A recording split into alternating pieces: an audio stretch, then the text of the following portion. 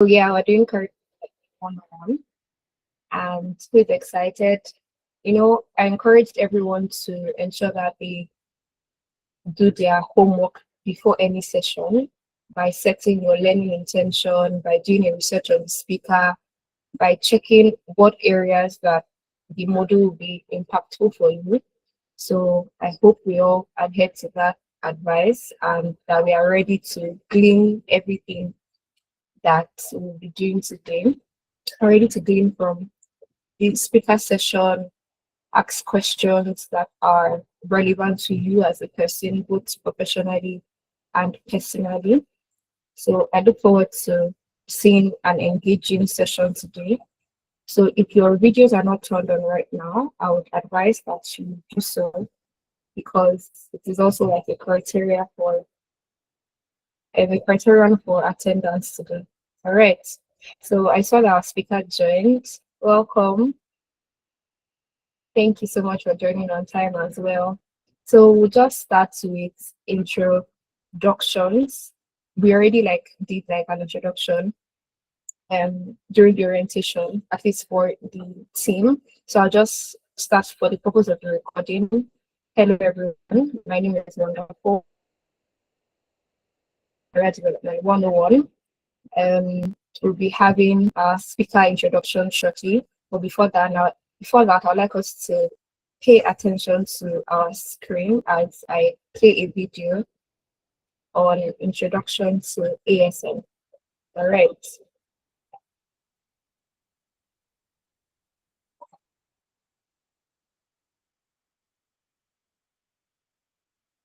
There, my name is Wonderful Wasalo, project lead at ASN. I'm excited to introduce to you African Student Network, a platform that is designed to connect and empower. Okay, before I go on, can we confirm that we are hearing the audio? You can just give me a thumbs up. Okay, thank you. The next generation of African change makers. The African Student Network is a community of intellectual and self-driven African minds by creating a space where students can grow, improve their expertise, and leverage a network of like-minded individuals to make meaningful contributions to their careers, leadership journeys, and the future of Africa. Youth unemployment remains a critical issue in Africa. According to the International Labour Organization, over 60% of unemployed people in sub-Saharan Africa are under the age of 25. So we as African Student Network are leveraging this challenge by turning it into an opportunity for growth and transformation. At ASN, our mission is clear: to equip African students for global relevance in career development, entrepreneurship, and leadership. We're building a strong network of change makers across cities, countries, and universities, all committed to growth, development, and making global impact. To bring our mission to life, we run a variety of programs from the African Student Accelerator Program to the African Social Impact Program, our monthly industry insight series, our monthly webinar speaker series, and the African Startup Foundry. Each of these initiatives is designed to empower students with the skills, knowledge, and network they need to thrive. We love to stay connected with us. Follow us on our social media platforms to stay updated on our upcoming programs and opportunities. Have a great event. Thank you. So, like I mentioned during the orientation, African Student Network is the parent organization that hosts African Student Accelerator Program, of which you all are a part of. And so it's nice that we always introduce ASN as an organization, even at the beginning of every of our events. So I'll move on to a video from one of the scholars of ASAP 2024. She has a message for each and every one of you. So please look at my screen.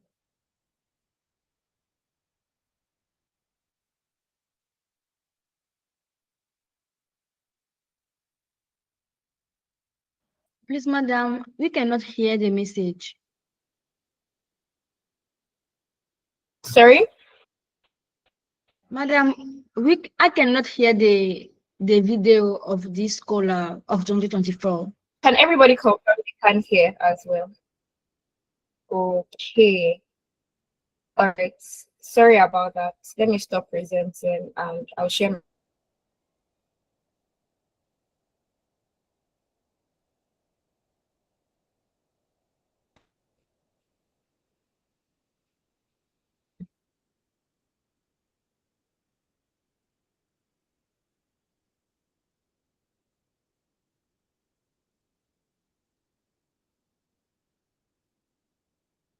Just a moment, please.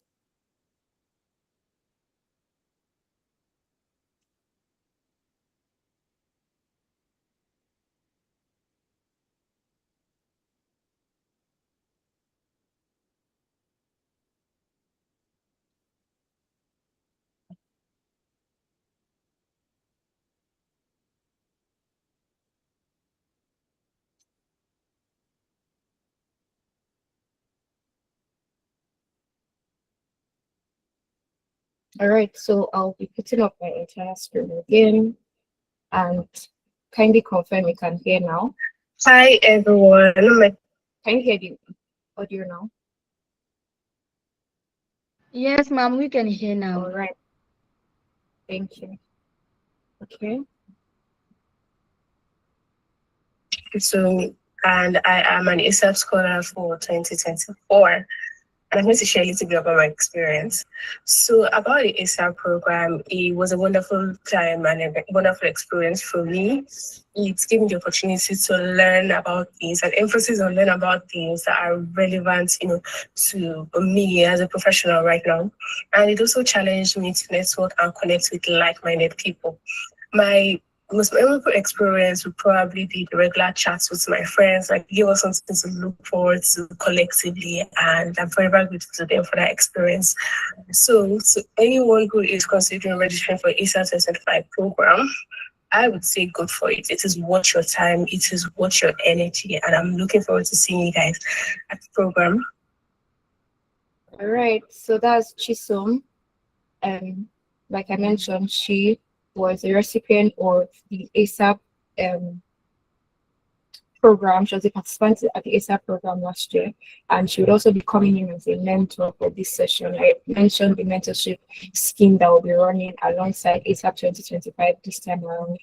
And so look forward to meeting her and connecting with her as well.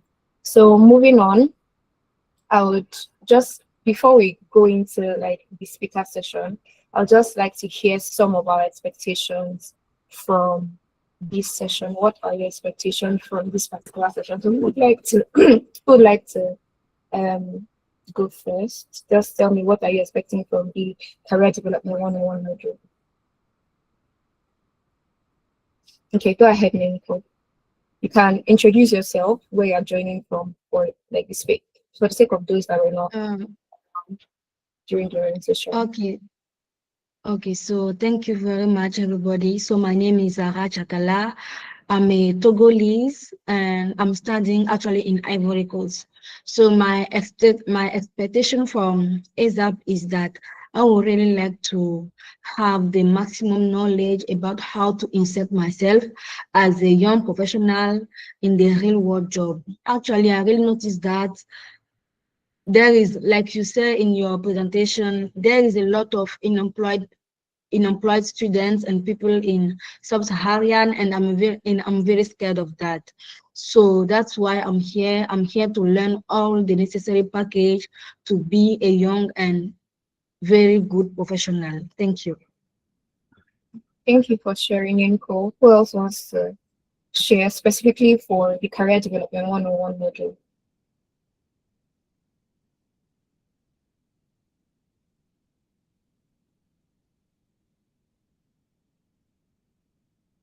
Anyone? Okay. Esther, would you like to share? What are you looking forward to in today's session, basically? Okay, good evening, and good afternoon, everybody. I'm looking forward to learning about career because it's one thing to go to school, another thing to transition seamlessly from school or campus to career. So that's what I'm doing. And leadership as well. Yes, one is for values is leadership. People to learning about leadership, how to be effective, and also Okay, thank you. If you would like to make use of like the comments to share your expectations, you can do that as I read our speakers bio right about now. Share my screen.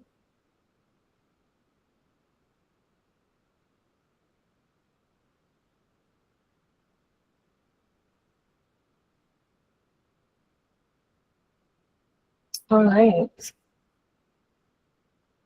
So okay,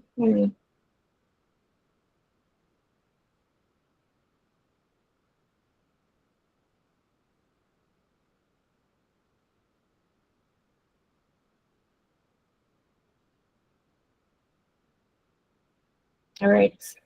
Can you see my screen?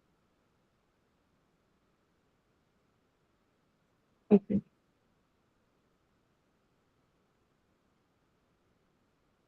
How about now?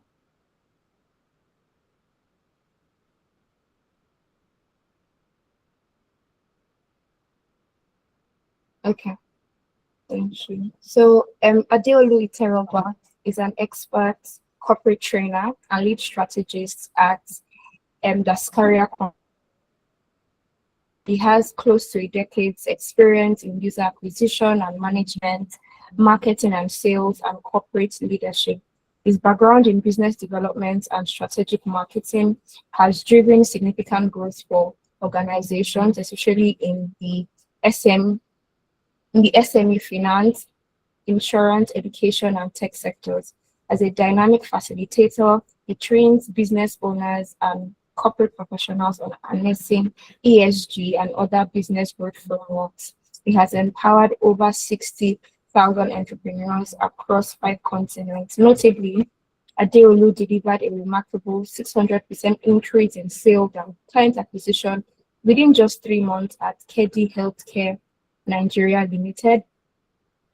He's an alumnus of the University of Ibadan with a degree in psychology, and he's currently pursuing advanced programs in consumer psychology and marketing. So, with a round of virtual applause, let's welcome our speaker today, Mr. Adeolu Iterogba.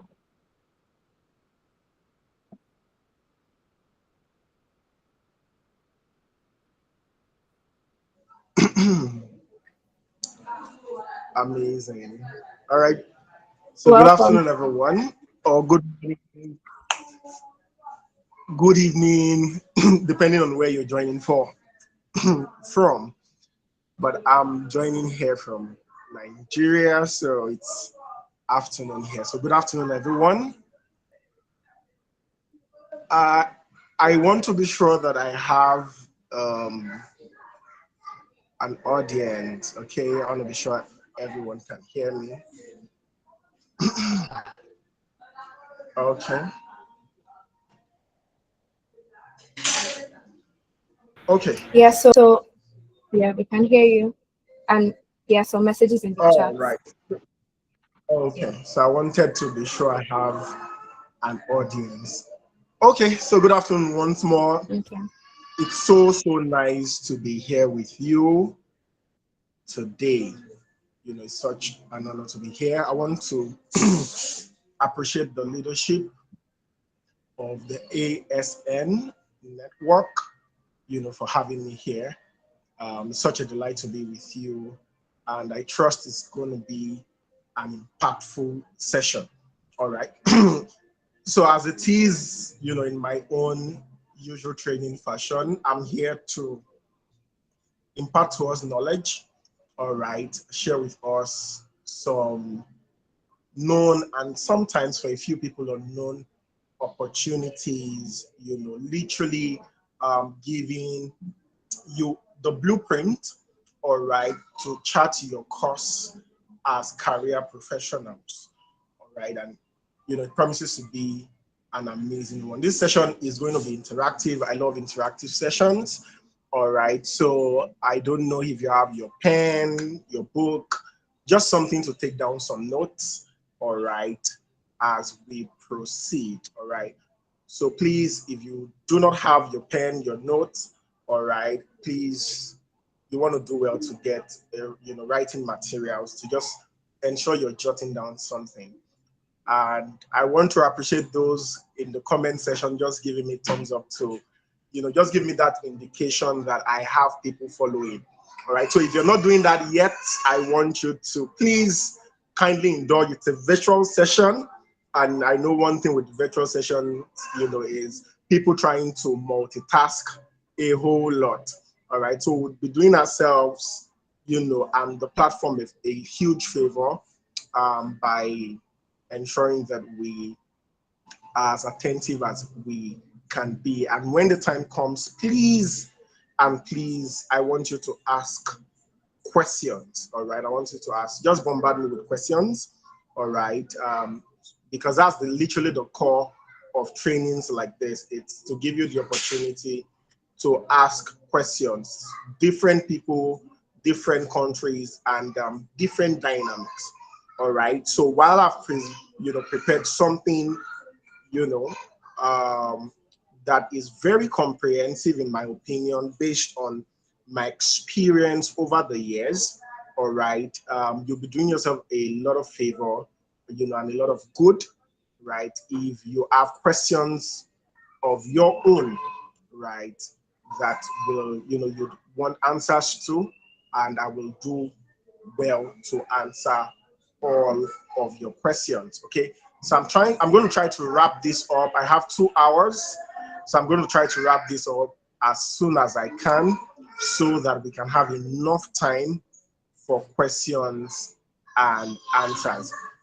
Right there in the comment section, as you hear probably something that tickles your fancy, gives you an eureka moment, I would like you to just drop it in the comment section so that I know that I'm making sense and I'm connecting.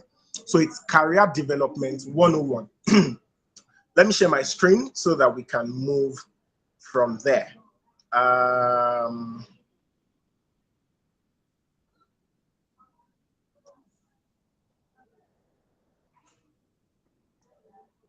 Okay, admin, I think you might want to help me with that. Okay. Okay. Don't worry, I already found the icon to share my screen.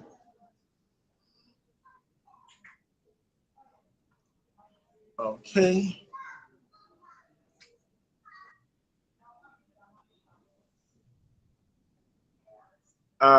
Okay. So I want to be sure, can we all see my screen? All right, just to be sure, can we all see my screen?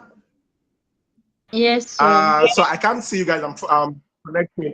So I would need one of the admin to just ensure that I'm on track. Okay, so I'm glad you can see my screen. So I titled this, of course, this is Career Development 101, right? So I titled it The Foundation, the Brick, and the Design. The Foundation, the Brick, and the Design, right? As Africans, we are in what I call a Kairos moment. And why is it a Kairos moment when it comes to, employment and all of that? Is the fact that we have the population, we have resources, and for the longest time, we've been kind of hamstrung by what I call the gatekeepers of industries. And so it simply means that there has always been a limitation on how far the average African can go when it comes to crafting a pathway for their own success professionally, right? Because at every single point in time, before now, you have to go through somebody who knows somebody in order to get what you want. But now the tides are fast changing with, of course, the invention of the internet, and now people having access to global opportunities right from the comfort of their homes. And for many of you, for example, we are connecting from different parts of Africa, all right, and even different parts of the world. I know that there are probably people who are not even currently based in Africa, but because of the vast reach of the network are connecting with us today. And that is to show that there is a whole lot changing. And with that comes a lot of opportunities that people can harness. However, we still see that we have a unique problem in Africa. And that's the fact that wherever you get to, when you interact with the average young person, what you hear is there are no jobs. Africa is still plagued significantly with or by unemployment. And that begs the question, what exactly is happening? Is it that there are no jobs, or is it that people are not rightly positioned, or they are not deploying or exerting themselves to leverage the now, wide range of opportunities that we now have available to us as young people? All right, so the advent or the invention of the internet has now bridged that gap, removing these gatekeepers from the way, such that the average African can now, by design, craft a unique pathway for their success, such that by deliberately deploying certain strategies that I will be sharing with you today, you can tell where you're going to be in the next 1, 2, 3, 4, 5, 10, 20 years from now with a higher level of certainty as opposed to what we've always had before. And that simply means that allow me use the word, maybe because of where I'm seeing from, the illusion of unemployment, as real as it is, all right, considering the population we have in Africa, is still but a mirage for people who know how to, who have a blueprint for success when it comes to their career. All right. And that is why, as opposed to the traditional approach to my training, I decided to bring this home to make it not just a session where I talk at you and talk to you, but a session where right here from this session, we are living with the blueprint for our individual success as professionals or as aspiring professionals here in Africa. So whether it is that you decide to work here in Africa, all right, and then grow the economy organically, locally by working in a firm right there in your, country, or you decide to pursue global opportunities, you will have a solid blueprint to crystallize and end up where you have decided or where you desire within the stipulated time of your choosing. All right. So it's once more career development 101, the foundation, the brick, and the design. So let's get into the session proper. So this is more or less a question and answer, and I want one or two persons to indulge me by answering the question there. So how many of us or how many of you have once been asked, where do you want to be in, when you grow up? What do you want to be when you grow up? I think that's like a typical African narrative. Where do you want to be when you grow up? And then how many of us, at any point in time, your response was, I want to be a doctor, I want to be a lawyer, I want to be, an architect, or any of these, in quotes, seemingly lucrative courses that are well advocated here in Africa? How many people? All right, I want to see by the show of hands. So because I'm following on my phone, all right, so I'll keep switching in between trying to join the session and then sharing my screen. Let me just see by a wave of hand. You've once been asked probably while you were growing up, what do you want to be in future? And then your response was, I want to be a doctor, I want to be a lawyer, I want to be an engineer. Like that's, in Nigeria, that's like the typical ones, all right? The three top, growing up, lawyer, doctor, or engineer. How many of us were in the same track? I can see a lot of hands. Amazing. The truth is this, why did we, always come up with this narrative as young people, right? The truth is this, it is as a result of our social conditioning. So growing up, the most lucrative courses, the things we literally saw, the people doing well in their fields happen to be these small subsets of professions, the doctors, the lawyers, and the engineers. But the world has really evolved over the years so that some of these seemingly lucrative courses or professions are no longer as lucrative as they were once advertised, because now we have other professions, where we can have the leverage to make as much money as some people even in these other professions, and even more, right? For example, now we have tech, we have AI, we have Web3, we have a lot of evolution in the world of work that has now widened the playground for people. And so I'm sure that in the 21st century, in 2025, when you ask people, what do you see yourself doing in the nearest future? And for many of us in this session, the nearest future might be in the next 3 months, in the next 1 year, in the next 3 years, all right? Or even what we are currently doing. I'm sure I'm going to hear a lot of interesting things. So I want to just to, okay, I'm getting feedback. Apologies for that, sir. Okay, I'm getting feedback. Is someone trying to say something? Yeah, I think she. Okay, please talk to me. I'm listening. I didn't get that. I think she mistakenly unmuted her mic. So sorry okay. about. All right, that's fine. That's fine. All right. So I want to have 1 or 2 people actually talk to me. All right. So admin, I want you to help me make this as seamless as possible. 2 people who are already on that path and have a desire to share with us what they would like to be in the nearest future. And by that nearest future, I mean, it could be tomorrow, it could be what you're already doing, or what career path you aspire to build. So please, admin, kindly help me. I want to hear my people from all over Africa have to say, have to share with us. So just 2 people to make this as interactive as possible. Please share with us. Ninko and Ogochukwu. So Ninko, you can go first, and Abigail, you go next. Okay, so good morning. Good morning. Yes, good morning, sir, and thank you for what you are telling us.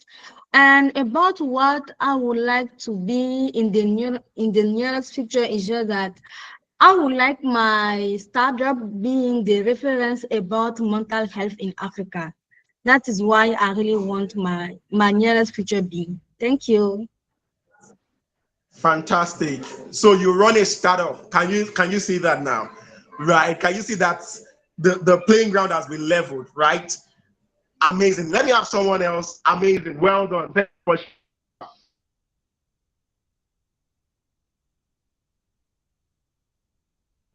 someone else who desires to share with us.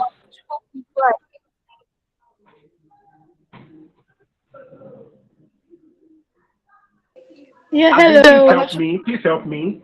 Yeah, I'm here. All right. Hello. For me, Hello. hello, Please, sir. when you Good come on, afternoon, sir. can you share with us your name? All right, so that I can Okay. start putting some, in there. Okay. Please My go name ahead. is Ogochukwu. I'm speaking from Anambra State, Nigeria.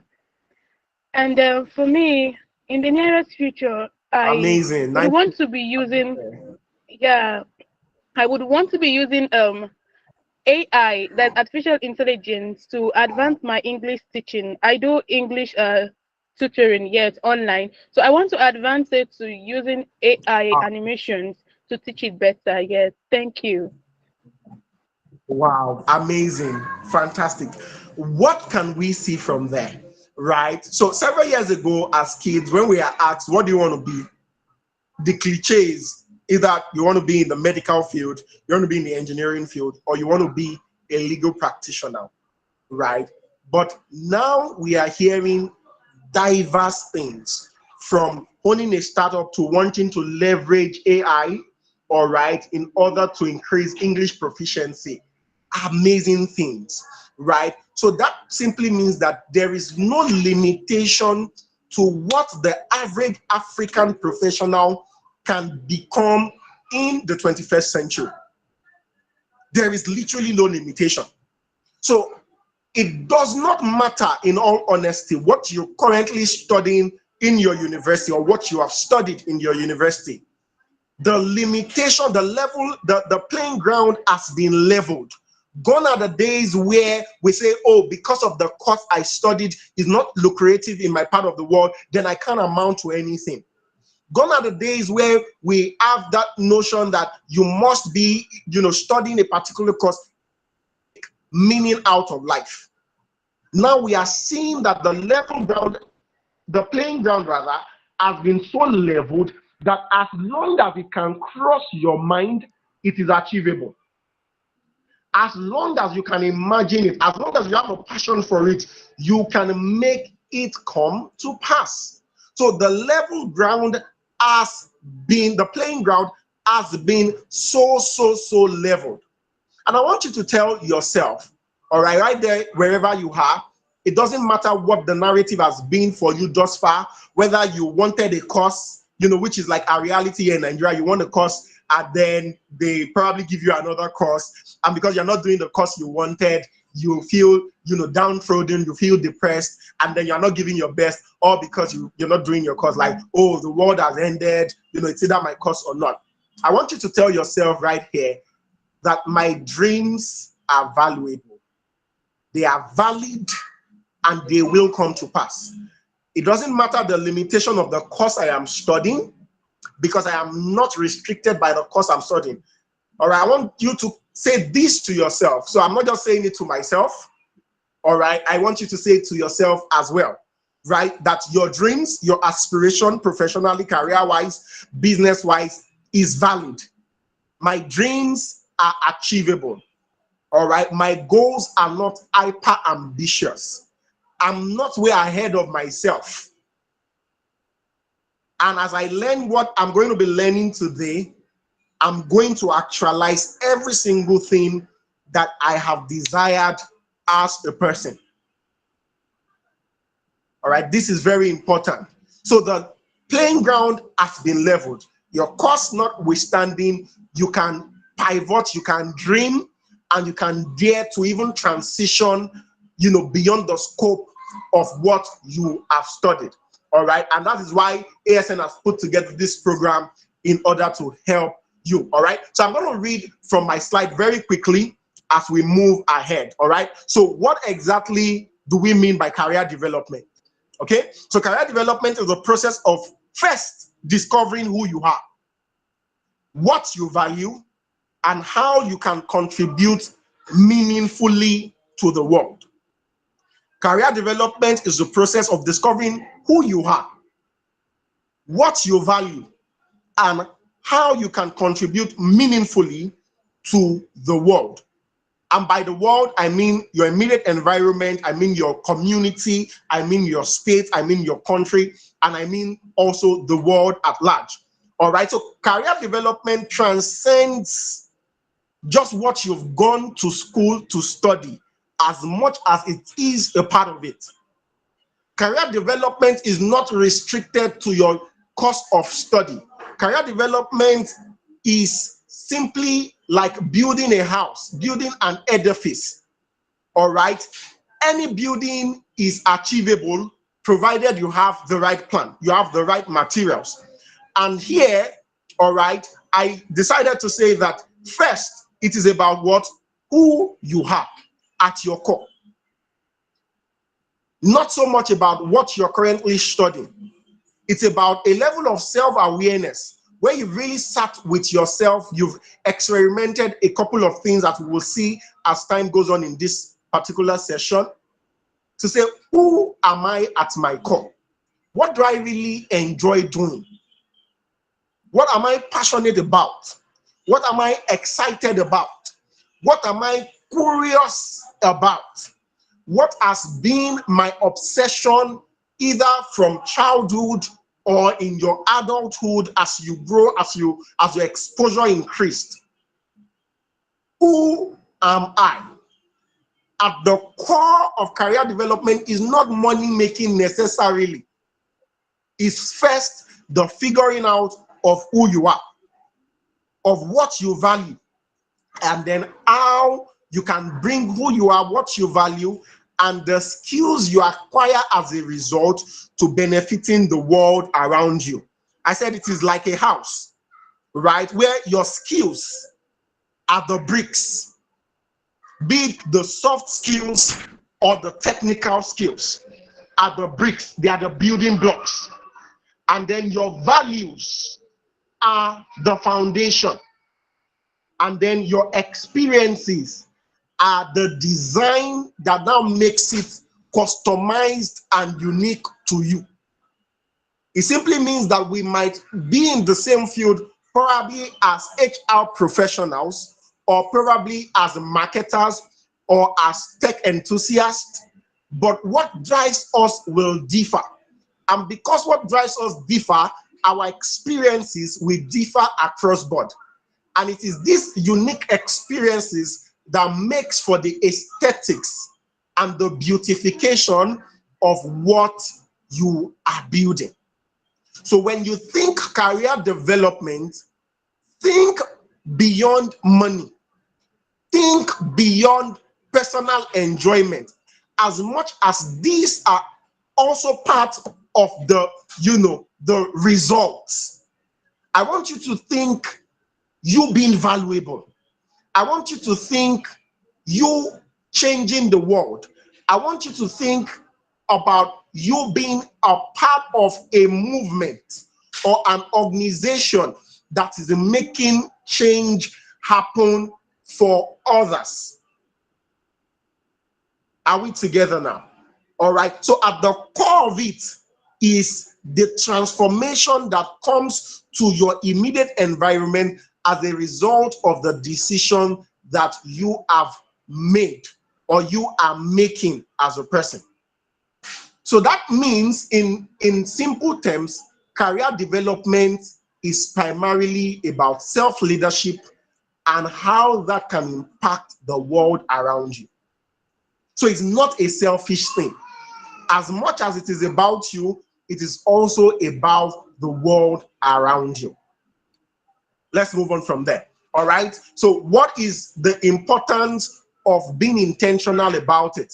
I said it is not just about you. It's also about the world around you. All right. And that means that you cannot just build haphazardly. When you want to build an edifice, you want to build a house, for those of us that know a little bit about, building and all, there is a level of intentionality that ensures that your building does not collapse in the nick of time. There is a level of intentionality we put to that building process, because the foundation needed for a skyscraper is different from the foundation needed for a bungalow. All right. So what is intentional, right, will vary from person to person depending on your future aspiration. And the truth is this, from the two people that spoke to us today, we see two things. Both of them are in quote founders. But the truth is this, right on this call, there are people who will be founders, just like them, just like, Mark Zuckerberg, so, just like Elon Musk. But there will also be people who will be builders, who will partner with these founders on their journey to crystallize the change that they are trying to make.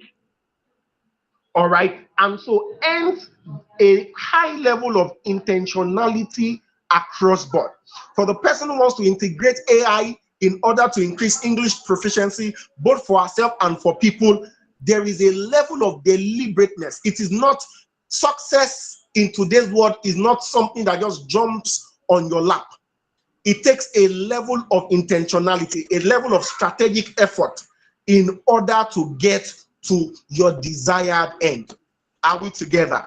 And so why is it important to become strategic in our building phase, all right, when it comes to our own career development? All right. So I wrote here, I said the first thing is that it avoids, right? You are able to avoid drifting into jobs that do not align with your strengths or values. Drifting into jobs that do not align with your strengths and values.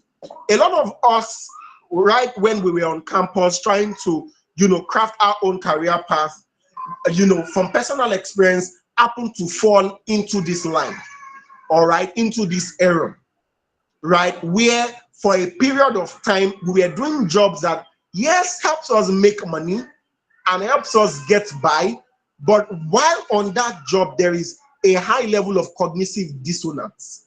We're just doing it for the paycheck. Personally, that was, I fell into this particular trap, right, where what I was doing was not aligned with who I was at my core, right? And while I do not want to make this session about me and just my experience, right, I think it will help give context to this particular need for intentionality when it comes to planning your career, right? So I happen to be the fourth child from a family of 4 children, all right, and the only science student. And for some reasons, my mom just threw a desire to be in the medical field, on me. Like, she just dumped it on me. Like, I inherited a passion for medicine and surgery, and I did try to be a doctor. In all honesty, I tried my best. Evan says that I really did try my best. But at my core, I was not a medical doctor. I was not even cut out for anything medically related. I enjoyed it more when I'm with people, I'm talking to people, I'm interacting with people. My energy level is up. And for the longest time, I honestly tried to make a wish come through.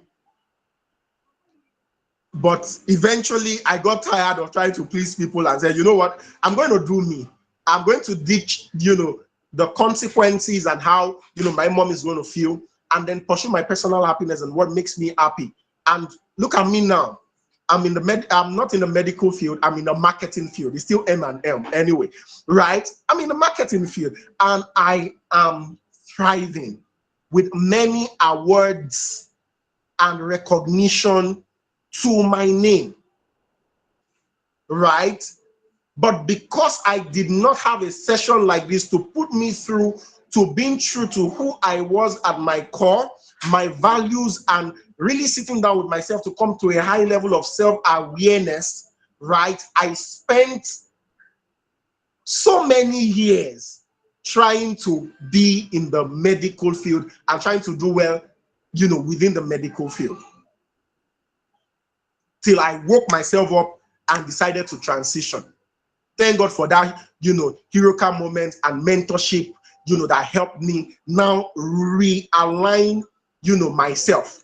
Because the truth is this, as young people, many times, because we have the luxury of time to test and all, which is good, which I will touch in this session, a lot of times we climb so high only to find out that we've been on the wrong mountain for so long.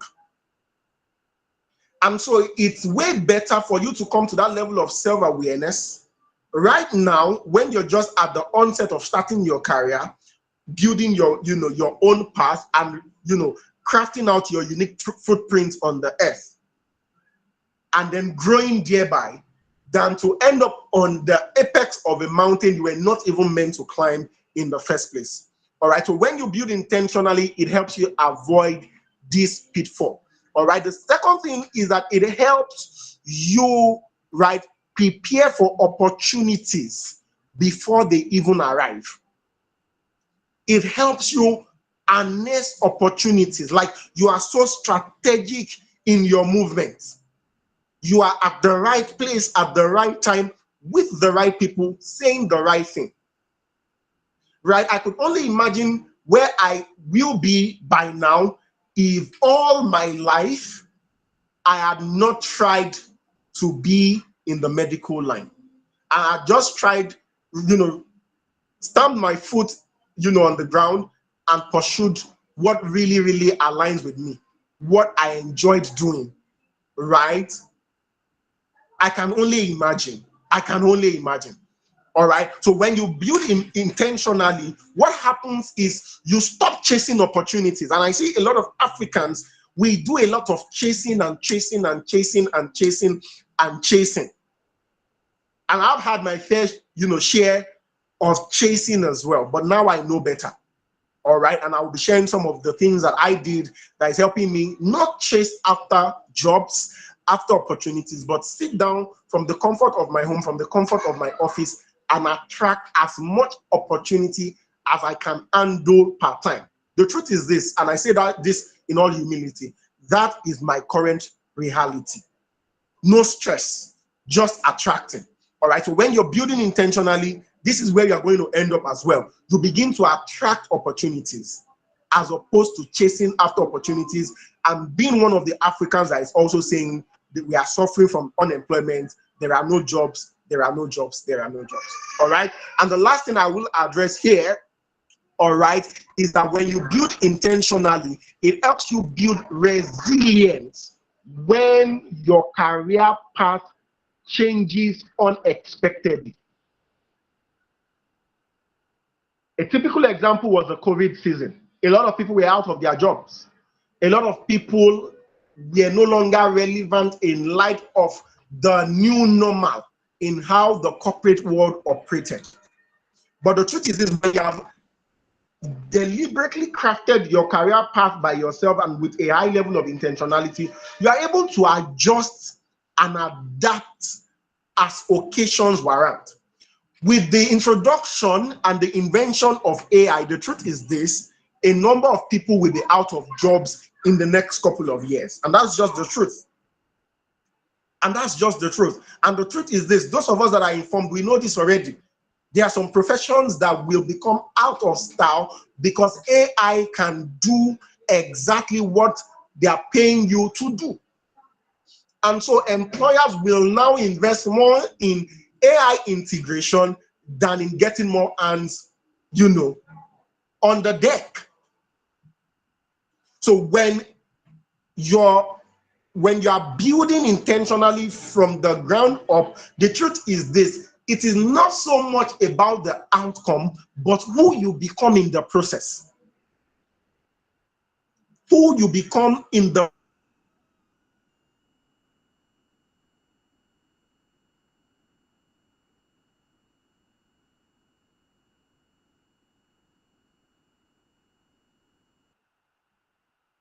right? It makes you into somebody. And as someone who has had my own fair share of unexpected changes, unexpected transition, I can say this for a fact. All right. So building intentionally helps you adjust and adapt seamlessly, exploring other opportunities as you transition. All right. And I have this as a question for all of us, and for those who will choose to do this. All right. I will go through it if the admin, the organizers give me the permission to. So I want to ask a simple question. All right. And what is that question? What is that one intentional step you took last semester, right, towards the advancement of this, your career goal? Right? So I am very certain that if I'm to ask many of us, what do you want to be in the future? We have an idea of what we want to be, where we want to be, all right, and all of that. So based off that, last semester, what did you do? Or last session, what did you do? All right, strategically to move you some steps further or forward in the advancement of your career goal, in helping you get to that destination you've always said you wanted to get to. The truth is this, if we are talking, but we are not walking the talk, we are nothing but just dreamers. And, mere wishers. So what did you do? I want you to write it down. What did you do last semester or last session or in Q1, and by Q1 I mean January, February, March, or any of the quarters we've had this year, to move you towards the advancement of your goal, to move you several steps, towards your goal. I want 2 people to share this with me. All right, 2 people. Admin, please help me. Yeah, so Adeolu, I you want can 2 go people ahead. to please share with us what you did last semester. All right. Please, Is someone sharing can with you hear me? me? I want to hear from you. Hello, can you hear me? Yes, I can hear you, Adeolu. Please go ahead. My name is Adeolu Sadiq. I recently graduated from Department of Public Administration at Adeolu University, Zaria. I have a keen interest in finance. As no financial student, I challenged myself to take a role of financial manager at Global Management Challenge. Despite that, we have an accounting student in the team. I challenged myself to take the role so that I can gain more experience, and also it will take a step ahead of me towards my career achievements. Thank you for sharing. Wow, that's brilliant. That's brilliant. Well done. That's very strategic and very intentional. I love that. Let me have the second person share with us. Raphael, please go ahead.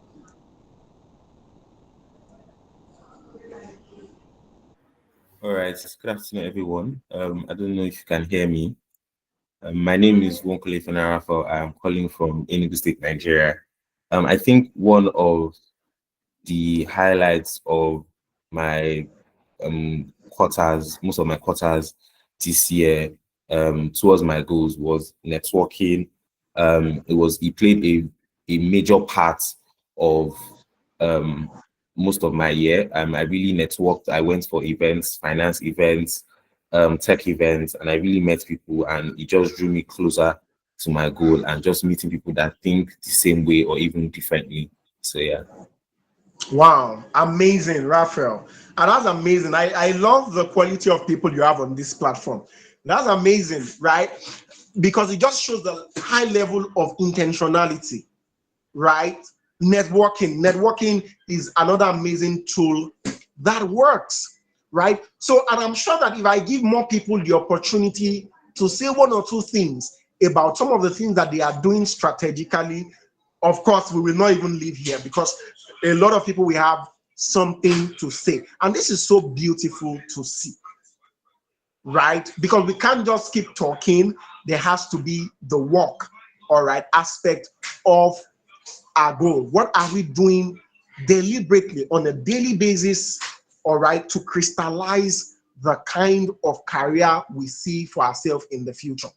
All right. So my next question, which is more or less like an assignment, is what will you do differently? All right. You're going to be learning a few things from my own personal experience that I've put together in this presentation, right? What will you do differently this semester, or this coming?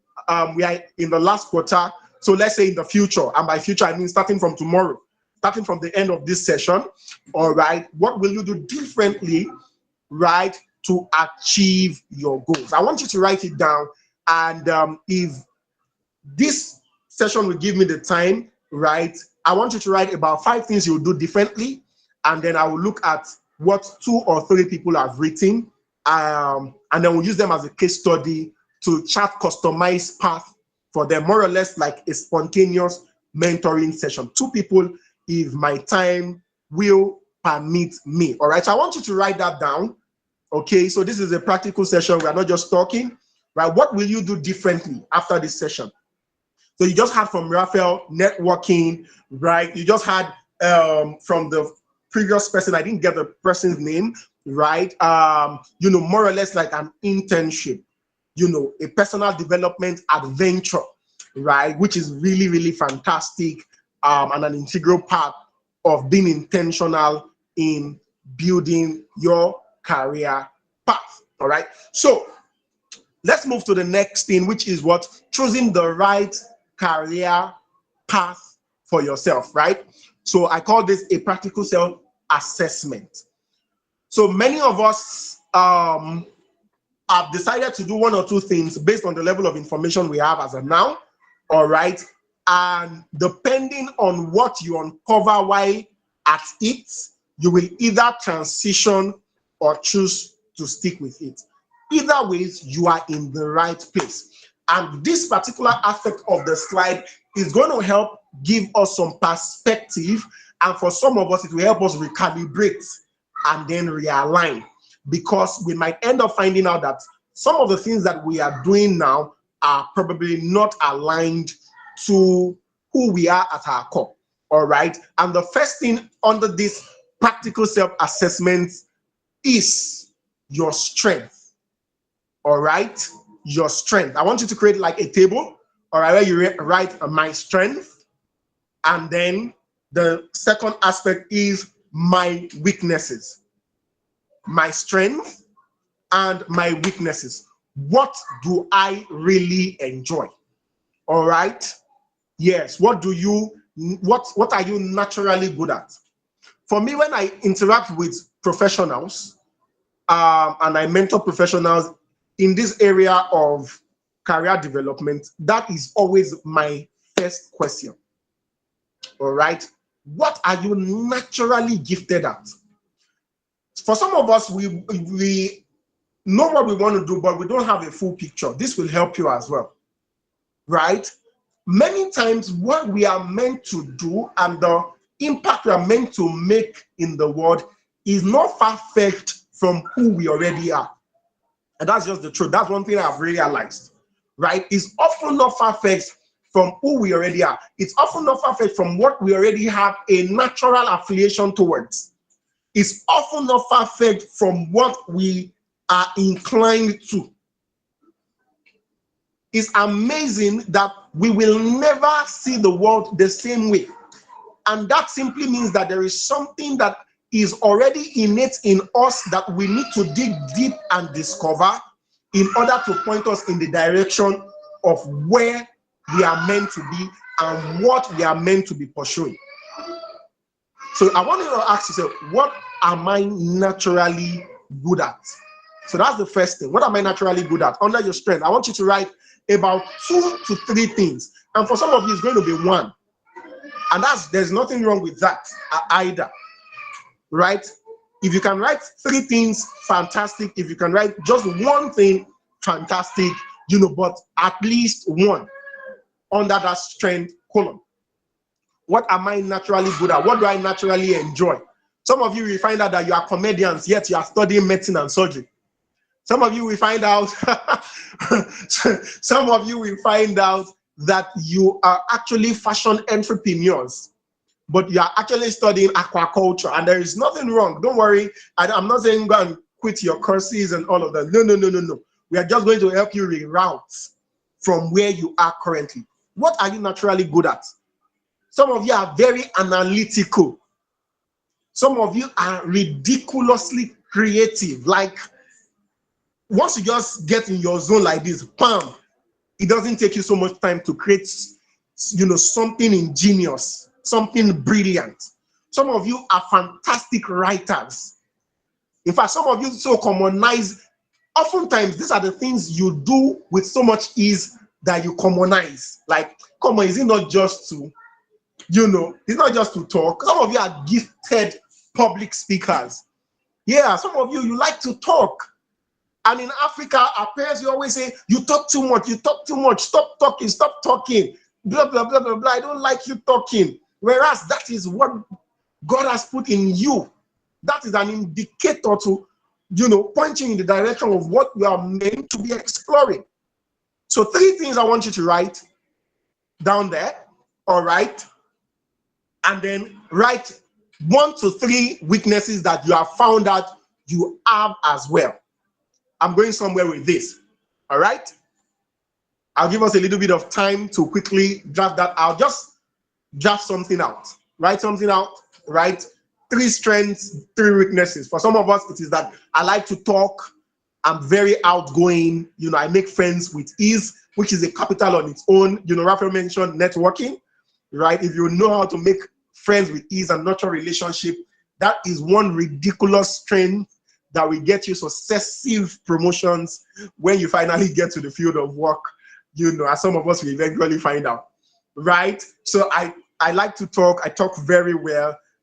I make friends with ease, and probably I'm good with maybe writing and anything communication. So just write something, and then maybe your weakness can be that I'm not patient.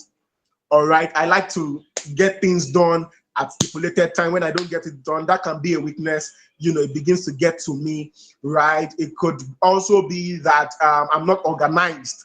All right, when it comes to anything, less organized, less plan, it wears you out.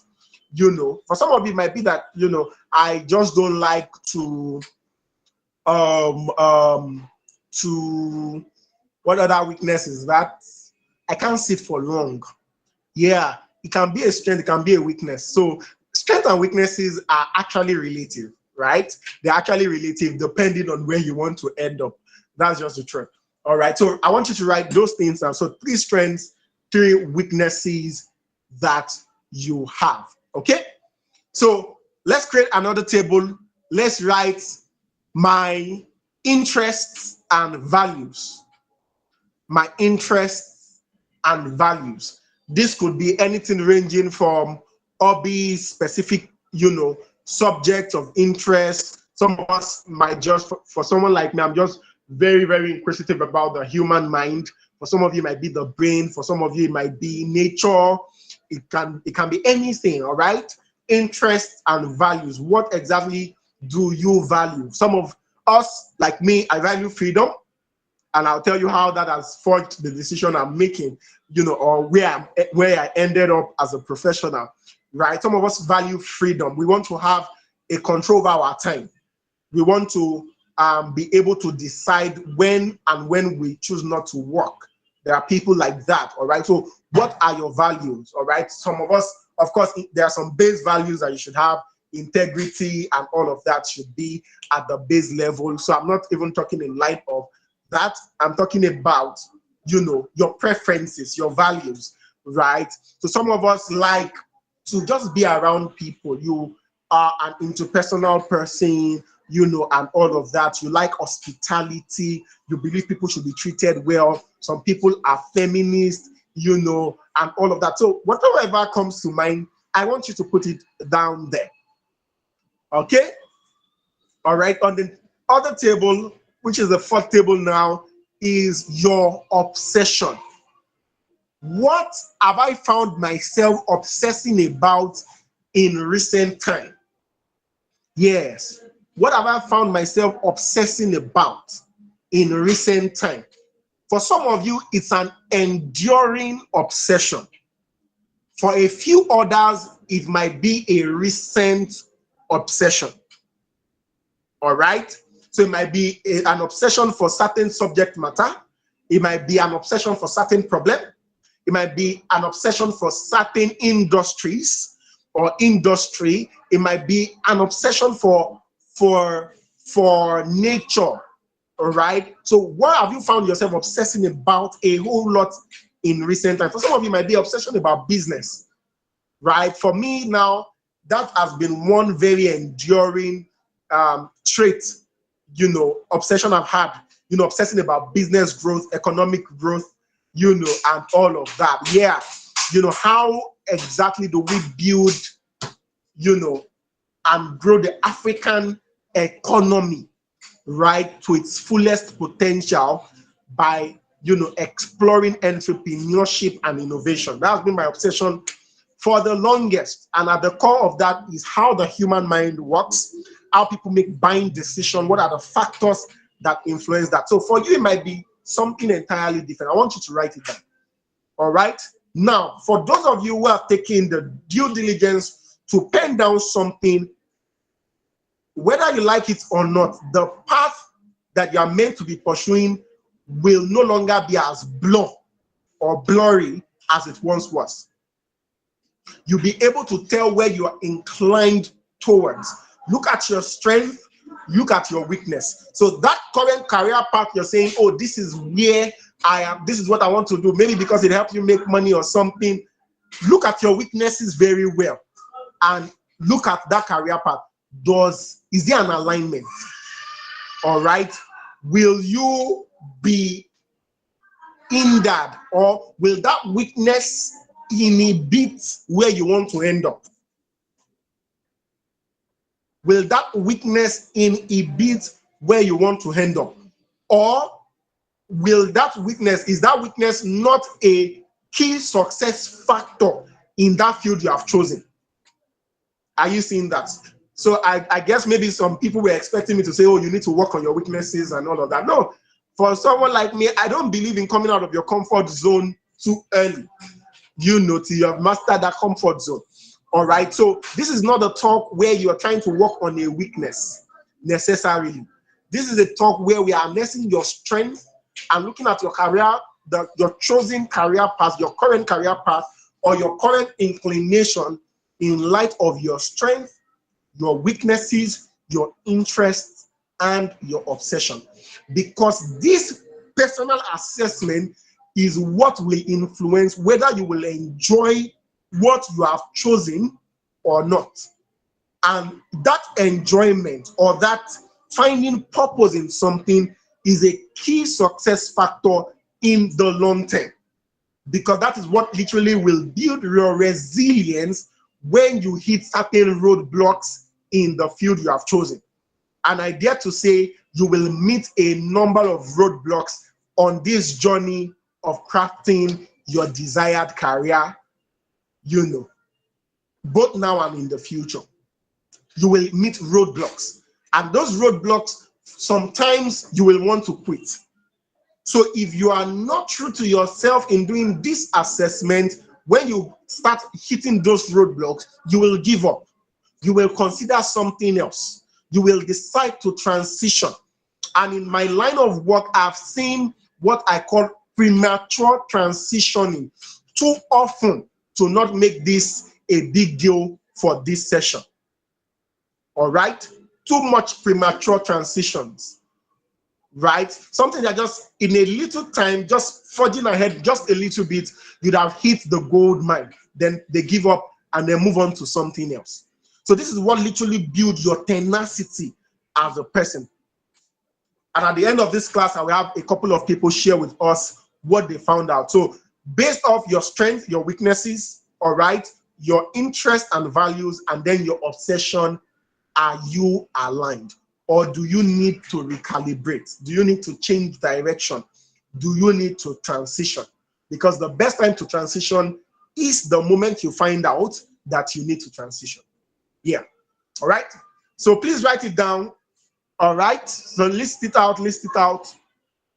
And then we'll consider one or two people to share with us at the end of this class during the question and answer session. So let's move to the next thing. All right, which is goal setting, right, for budding professionals. Goal setting. Okay, so I believe that with this session thus far, some of us are already either figuring out what we should be doing or what we should not be doing. So it's either you're figuring out and realizing that this is what I should be doing in light of, you know, my goals, the problems I'm obsessing over, and all of that, or you're figuring out that this thing that I'm doing, I'm just following the herd. I'm just following my friends. I'm just doing it because my parents want me to do it. I'm just doing it because my current geographical orientation supports this kind of dream. But at my core, I'm not really passionate about it. All right, so it's time for such people to recalibrate. Okay, so the next thing is how to now set the goal, right, for your career path. How to set the goal for your career path. So mine started in my 3rd year in the university, right, in the University of Ibadan. I remembered I had just crossed from the College of Medicine to study psychology. Right, that's my story. So I ditched College of Medicine to pivot so that I could do what I wanted to do. Right, and then I had to sit myself down after the analysis or the assessment that I did. I figured out that, see, at my core, I'm a brand communications and marketing person. I beg, you know, I've done sales, I enjoyed it. I've done marketing, interacting with people and all. That's where I thrive, you know. That's what I want to do. So the next thing was to decide and now put concrete structure, all right, in place for what I want to do, all right. And that was where my own intentional building started. This was what determined my opportunity cost, all right. That's the alternative I was foregoing, the things I now invested my energy and my time into, and the trials and error that I, you know, got engaged in while trying to find my path, all right. And for me, all right, it all started with a 5-year plan. Where do I see myself in this field in 5 years' time? And I want you to write that down as well. All right, for everyone on this call, I want you to write that down. Where do I see myself in 5 years' time? Okay, so let's not go to 10 years, 20 years. That's far. All right, let's do a 5-year, you know. Yeah, so as a person, I believe so much in mapping your goals from the future backward, all right? Because it helps you figure out the details of the process and what you need to do systematically to crystallize what you desire, all right? So your goals for the next 5 years. So where do you see yourself? Now, I want 1 or 2 people on this call to share with me. In the next 5 years, where do you see yourself? What do you see yourself doing? Where do you see yourself, you know, for short? Anybody cares to share? Admin, please help me. All right. Please raise your hand and I'll call you.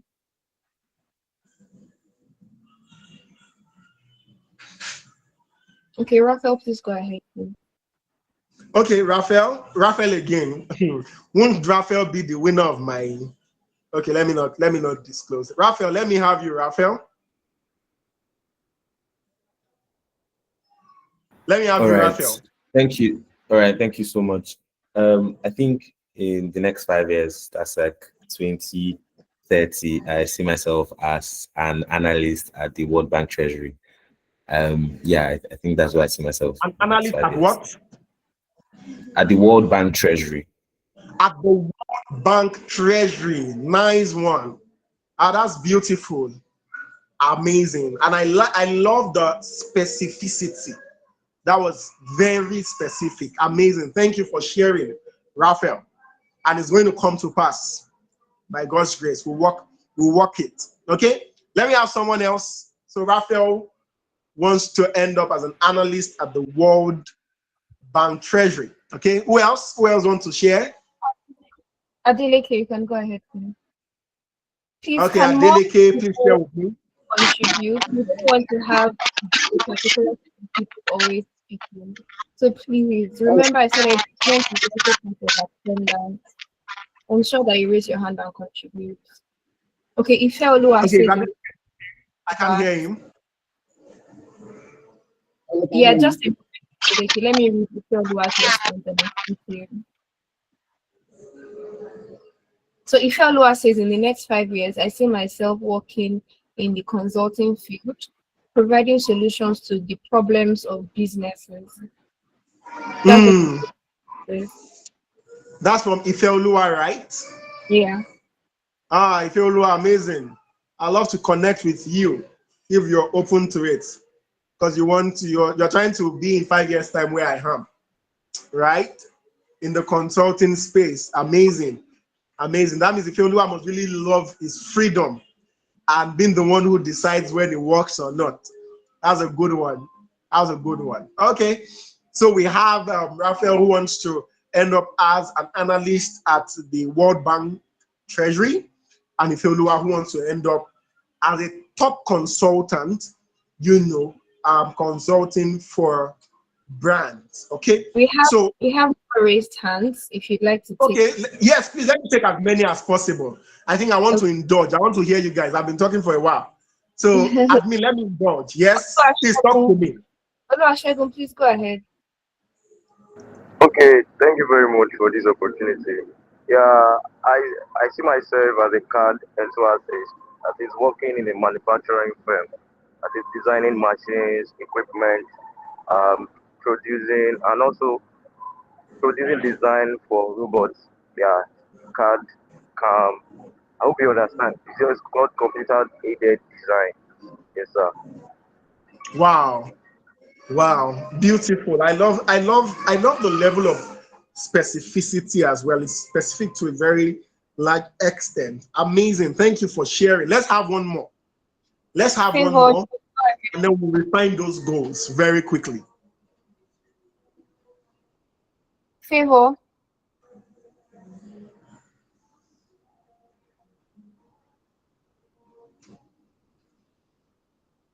Okay, if Favor is not able to speak, Adeleke, please go ahead. I know you put down your hand before. Adeleke, Yeah, please go ahead. we've been trying to talk for a while. Okay, Can you hear me? as someone who is studying human nutrition and dietetics, and also I'm a spoken word poet, in the next Mm, 5 years, I see myself as a global influencer and a spoken word storyteller of Africa. amazing. Wow, spoken word artist. Amazing. Thank you for Thank you, sharing. So Favor. you see yourself speaking on global stage, right? On a global stage. Yes, Is that what she said? That's yes. fantastic. I love these things I'm hearing. Amazing, amazing. Thank you for sharing. You All can go right. ahead.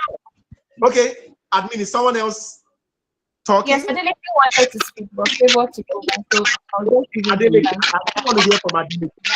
I'm hearing that name. Um, Adeleke, let's try. Okay. I realize that I value something that bringing something valuable to a company for decision making. So I'm interested in finance industry, but recently I get obsessed with the clean energy, which is sustainability energy. So in the next 5 years, I'm thinking I will see myself in an energy industry, whereby I will be able to analyze different energy policy in order for a particular company to able to make a well-informed decision. The environmental issue is one, and climate issue is one of trendy things now. So I think that's my calling. okay, admin, please help me. I struggled to pick out the important details of what Adeleke said. What did he say? Okay, summarily, he said he wants to help businesses make informed decisions as regards to energy sustainability. So he wants to Mm, them in decision making as regards to energy and environmental factors and how it affects their business. wow, Adeleke, nice. Okay. That means Adeleke, that means you are an ESG enthusiast. Am I correct? Yes, sir. Still on the call, can you hear me? Yes, he said yes, that's it. Amazing. ESG is one of, I'm sure it was mentioned in my profile, is one of my core areas of competence. I really love to, and it's a really emerging field, and so it means you have you're going to be harnessing and attracting a lot of opportunities in the nearest future, right? Because one of the ways to position yourself for opportunities, and it has been my template for the longest. This is, well, for Adeleke and then for any other person that might make sense out of this, is to literally look at economies that have gone ahead and are encroaching on your own current economy as the indicator of where the future of your economy is going to. I'll take that again. The way to position yourself for opportunities sometimes is to look at economies that have gone ahead of the economy you are directly interfacing with, and that economy is encroaching on your own economy as the indicator of where your economy is going in the nearest future. Because this is how you position yourself for the opportunities of the future. And if there is any economy that is fast encroaching on our economy in Africa, it is the European economy. All right. And so one indicator is to look at where they've gone where they are coming from and where we are now, and then the gap between where we are and where they are, and then begin to fill in that gaps with the skills you need for the future. So ESG has been a thing in Europe for the longest, I think for more than 50 years, all right, and it's now fast gaining traction in Africa. And so you see many organizations, many industries are now begin to factor in ESG indices into their operations and their mission. And so in the next couple of years, ESG experts are going to be the most sought after in Africa, especially those amongst us who can now integrate tech into ESG and then use that to come up with novel solutions that help companies run sustainably across the different metrics that the ESG focuses on. All right, so Adeleke, that's an amazing one. All right, you've chosen a fantastic path. All right, now let's rework this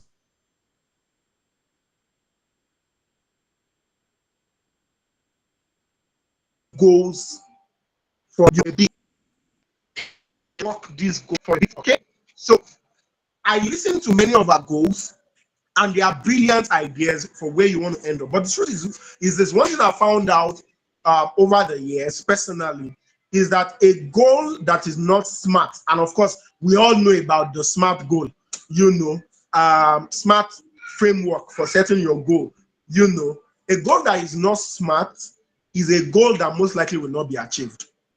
All right, because the main purpose for making your goals smart is so that you can have small building blocks that add up to that desired goal. So it simply means if it is not specific, then there will be so many gray areas in those building blocks. If it is not,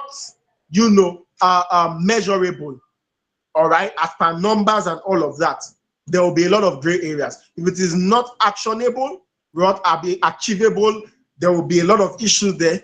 If it is not relevant and if it is not time bound, there will be a lot of issues here and there. And then I saw that for many of us who shared our goals, except for a few, I think, except for the very first person who spoke, right, we still need to tidy up our goals in light of this highlighted point, all right? So let's talk specificity when it comes to goal setting.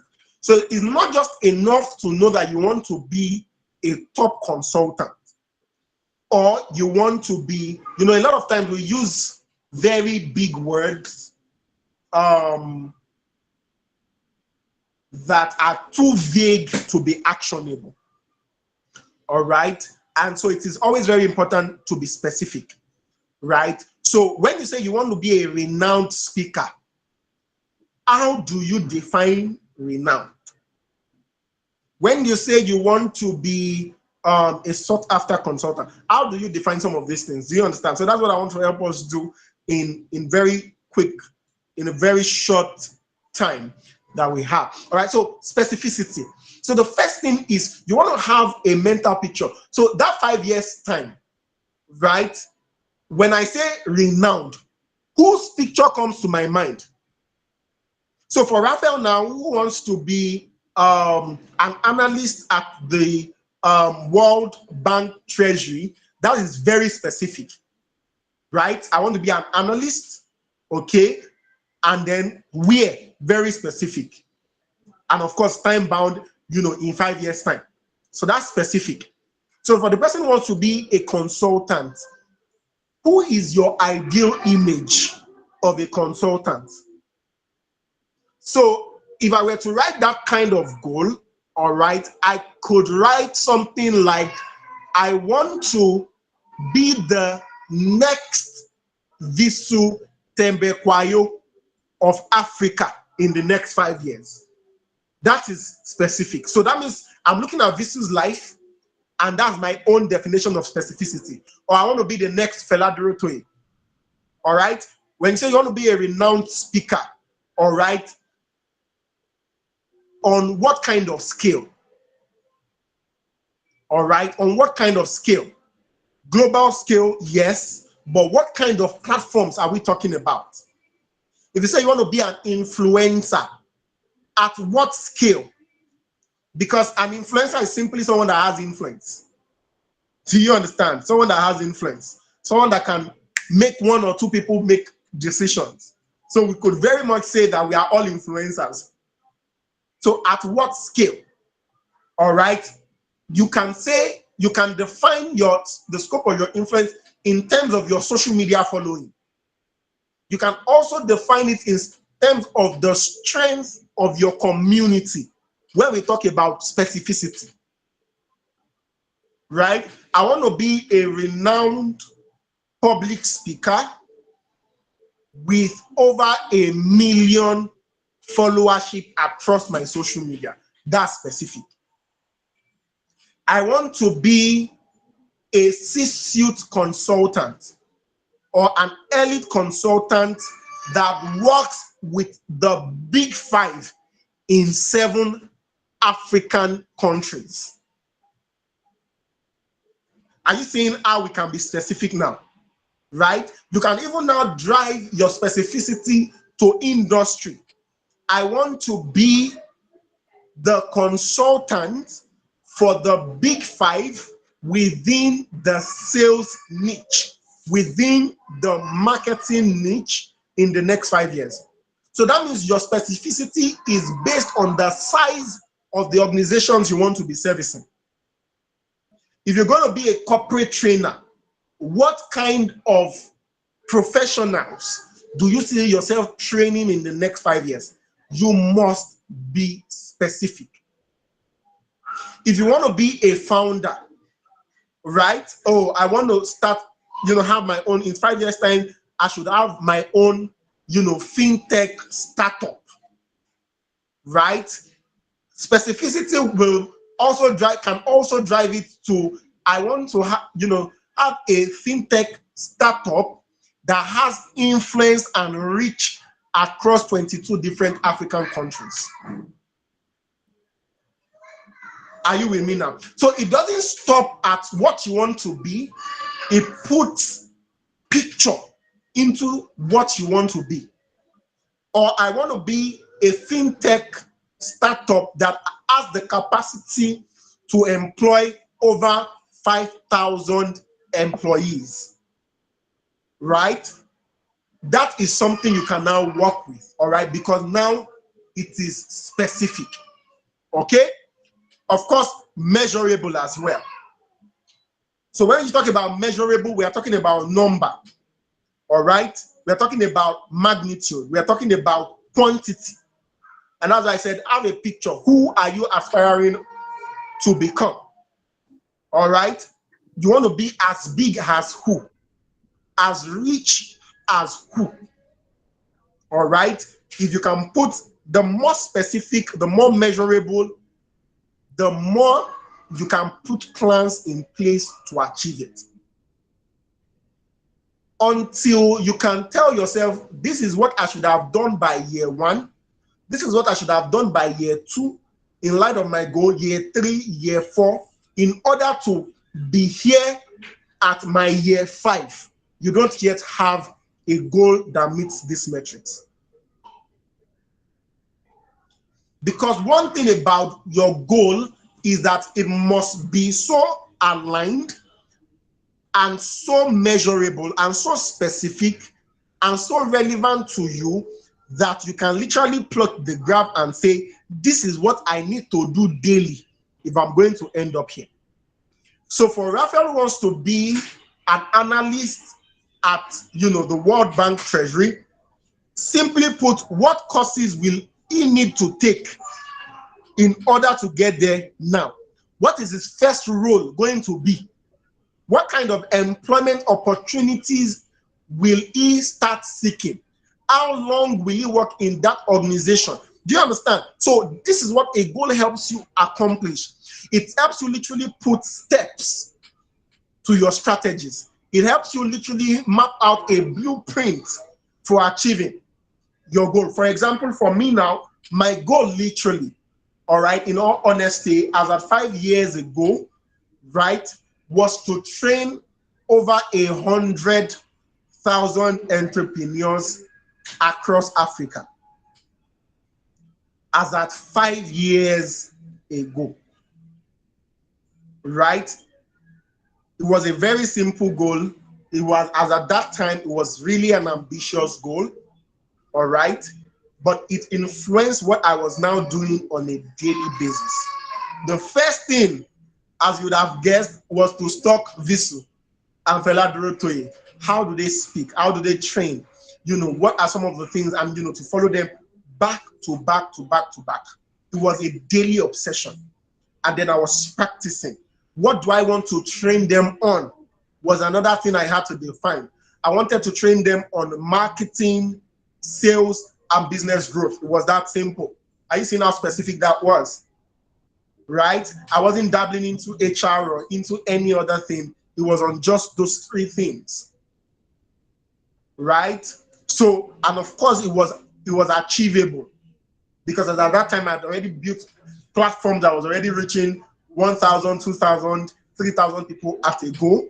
At that point, I was already getting invites just like this to come speak, to come train, you know, at a go. So I knew that if I really exert myself, it's something I can achieve. And was it relevant to the opportunities I wanted to create as a consultant?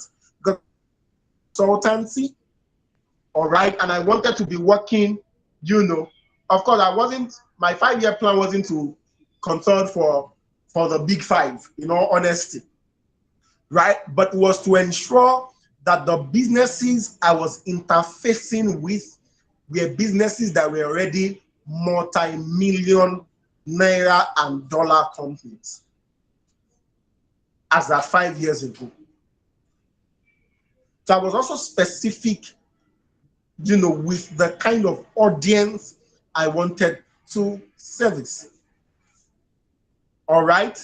And another thing was, I think I wrote, because I had them in batches, I also wrote that in 5 years' time, I should have serviced nothing less than 150 brands in Nigeria. And to the glory of God, I think I achieved that in 2 years. In 2 years, yes. In two years and some months. So do you see, I could tell you at the point I achieved my client base goal. Why? Because my goal was smart.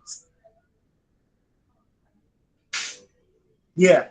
So as a 2.5 years, the Scaries had already worked with more than 200 brands in Nigeria. I'd already serviced more than 200 brands in Nigeria.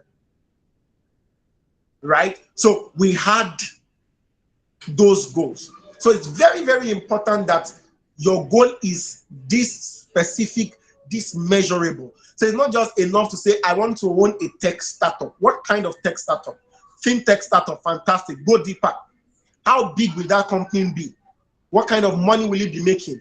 Or what kind of influence will it have? Or what kind of customer base will it be servicing? Do you understand? You can talk about it in terms of the transaction. How many lives would you have transformed in that 5 years? All right. So for those who want to be employees and all of that, your goal could be as simple as, in 5 years' time, I should be a bank manager. It's as simple as that. In 5 years' time, I should be a bank manager. That cuts across all this, right? A bank manager, of course. So you want to now ask yourself, in order to work in the bank, what will I need to be doing today? So as long as there is no clear-cut roadmap to that 5-year, plan, then your goal is not yet smart enough.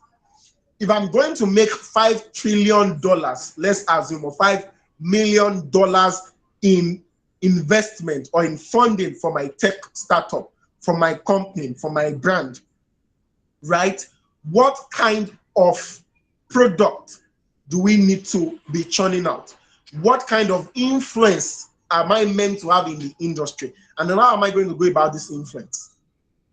Because for people to give you money, they must know that your product is viable, right? So you want to have all of these metrics in place, right? So where do you see yourself in that 5-year plan? So I want you to, for many of you, you will need to rewrite. So I want you to start rewriting using this metric, specific, all right? I want to be a lecturer 1 at my university. That's, you know, in the next 5 years, or a lecturer 2. I want to be the HOD of my department. You know, you could write anything, right? Provided it is relevant to the career path that you have chosen. Are we together now? Are we together? All right. And another thing I want to talk about under goal setting, all right, is the short versus long-term goal. So irrespective of what you've chosen to do, and I chose to go this route because there are literally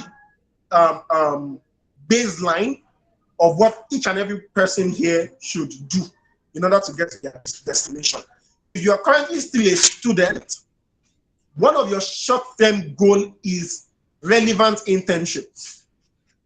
This cannot be overemphasized.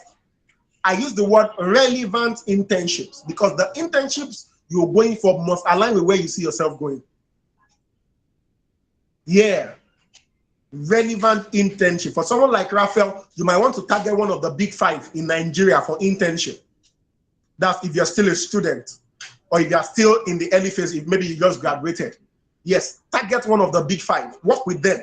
It adds credibility to your resume. All right, when you begin to prospect at a higher level.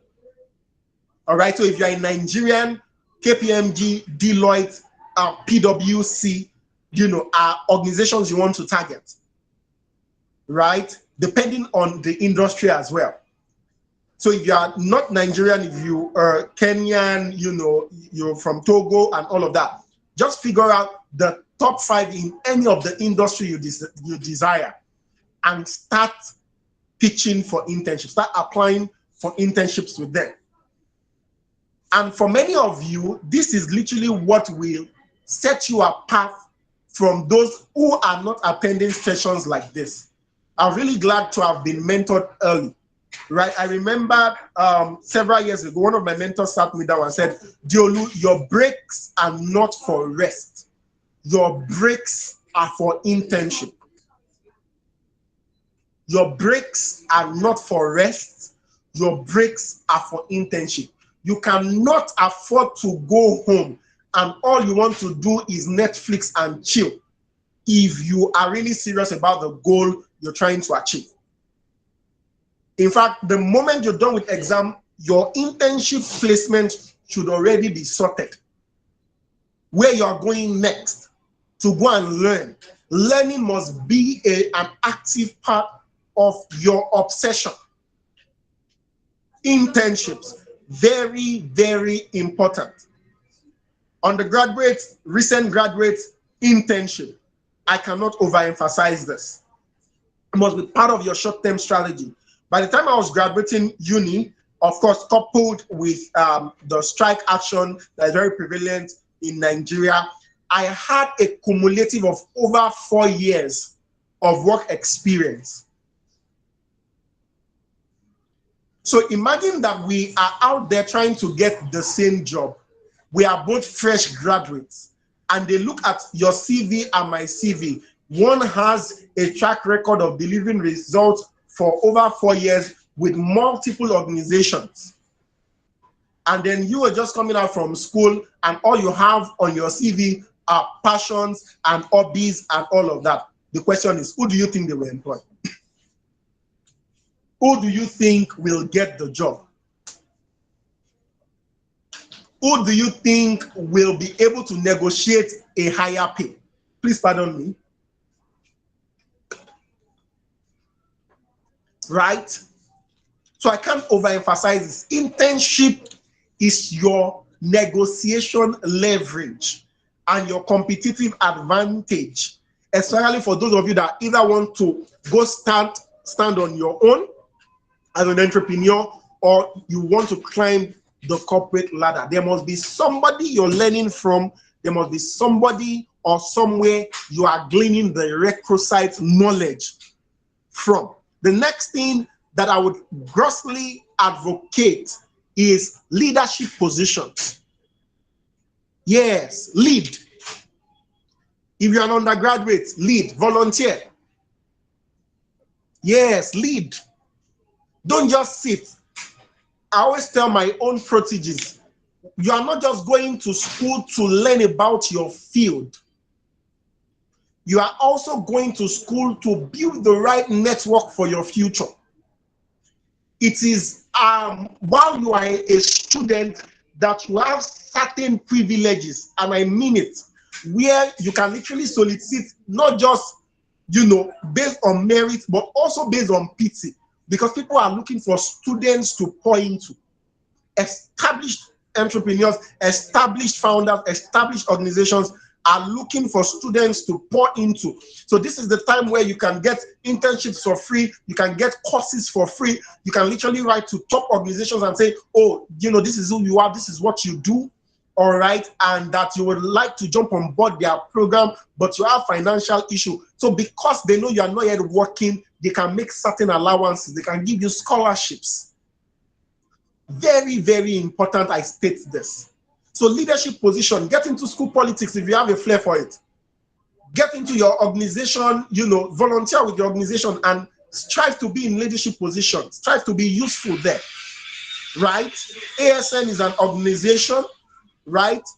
I know there is JCI, there is ASEC, different organizations that you could literally be a part of. There's Rotary Club and be relevant there. While you are in those leadership positions, be building the network you need for your future. I always make a joke, right? When I'm with my people, I said that, for the longest time I was, not paying attention to many of these things. And then I wasn't really interacting with my colleagues in school, just trying to do levels for them and all of that. And then upon graduation, of course, I was building my own career. I had a lot of things to do. And there was an opportunity I was seeking. I spoke to one of my friends about, and then he was like, reach out to XYZ now. So he mentioned another classmate of ours. And I'm like, how can she help me? And then he said, how can she help you, Kay? Our father is, then he mentioned the father's office. I was like, Jesus Christ. How come I wasn't this person's friend right from uni? You'll be amazed at what networking and just being in certain positions of influence will afford you when it comes to building your career and having certain career leverage. Needless to say, I did get that opportunity, but that was because I leveraged somebody else's relationship with that person. So your leadership position is a leverage. These are literally things you can harness, all right? Another thing is fellowships and programs. See, there is nothing as beautiful as a recruiter, because I recruit for organizations in marketing and sales capacity, looking at your CV and seeing it decorated with prestigious fellowships and programs. I'm a fellow of this, I'm an alumni of this program. These are beautiful things that should be part of your short-term goal. It should be part of your 1-year plan, right? So if your 5-year plan is to become, whatsoever you have written down, then you want to ask yourself, which programs am I meant to get into now? Which internship am I meant to be doing now in order to crystallize the opportunities I need to get to this place in 5 years' time? Very, very, very important, right? Very, very, very important. And then the next one, I wrote here is personal projects and skill acquisition. And this one worked for me a whole lot. We are in the world where if you are not tech relevant, you will soon become irrelevant. If you are not tech savvy, if you're not tech relevant, you will soon become irrelevant. So there are some skills you cannot but know how to navigate your way around. I was never really into programming. right? Because it was never one of my core strengths. I find it boring to do, right? But I know so much about AI, and my knowledge of how humans make decisions, of course, as a psychologist, helped me when it came to interaction with AI and helping companies develop certain AI models. Are you seeing that now? So in anything you do, you must think in terms of the recency of your industry, right? So you can be doing marketing, but what is the most relevant trend, the most relevant skill in marketing? What is the most relevant skill in sales? What is the most relevant skill in banking? What is the most recent and trending skill? All right, so skill acquisition is very important. What courses am I meant to be taking now? Programs like this are your go-to as well. And then I said something, I said personal project worked for me a whole lot as well. So as a student, right, I had my own platform where I was training entrepreneurs, all right, on how to build profitable businesses sustainably, even as students. And, 2 years in, we had already trained over 60,000 students across how many continents now? The numbers fail me, right? But it was a deliberate thing. And that became one of my leverage when I got out of school and I wanted to get my first set of role, right? Because by the time I was leaving school, I started working right from my 300 level. I mean, working with tech companies and all of that full time. So I was a student, but I was working. Why? Because of what I'm sharing with you as well, right? Because my CV was already packed from my 100 level. While in medical school, I was intending to be a business professional. Do you understand? So I already had things, so I could negotiate salaries and all of that. And by the time I was leaving school, I knew the kind of salary I wanted to earn. And it was not a big deal to get my first offer because I had built the track record. I had my project, I had a lot of transferable skills, I had a lot of technical skills. I had just a whole lot to leverage on my CV. And this literally made the journey a whole lot easy. So when I transitioned from the first company to the second company to the third company I worked with, up to the fourth company, it was a swift and a smooth transitioning because I had already leveraged, I had gotten my short-term goal right. I had internships, I had held leadership positions, I was a member and a fellow of some prestigious programs, and of course, I had my own personal project and I had acquired a whole lot of skills in the process. As I said in the earlier part of this presentation, that this journey to building your career path or your career as a young person is not so much about the result, but about who you become in the process. This grind, this skill acquisition, this learning, this jumping on programs, projects, and all of that, you are becoming somebody. You are becoming the version of you that is what your future demands. And that's why you need to do it now and you need to do it early. You need to start now. You can't afford to procrastinate it, saying you're waiting for the right opportunities. No. You need to begin to harness what you have at your disposal now in order to get, to attract the opportunities that you desire. So for every long-term goal, every 5-year plan, there must be a short-term strategy you are deploying.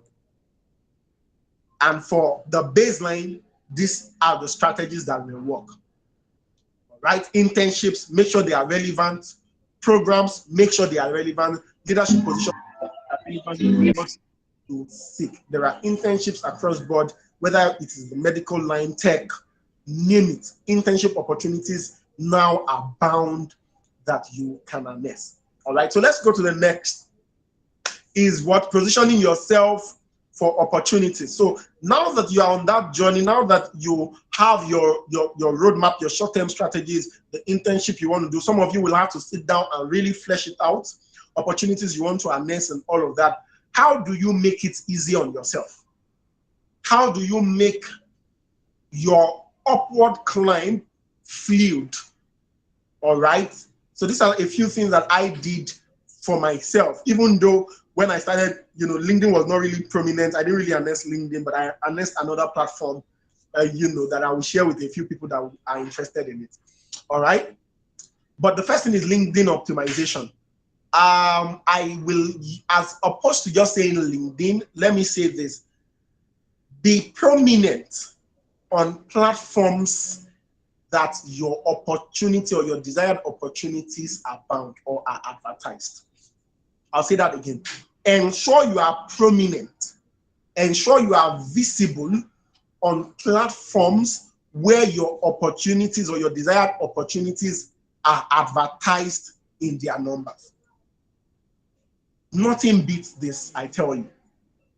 Optimize your LinkedIn. Be searchable. Be searchable. When I search you today, what will I find about you? Some of us, because we are not building intentionally, we are going on Twitter, we are saying all sorts that we are not even meant to have a business with.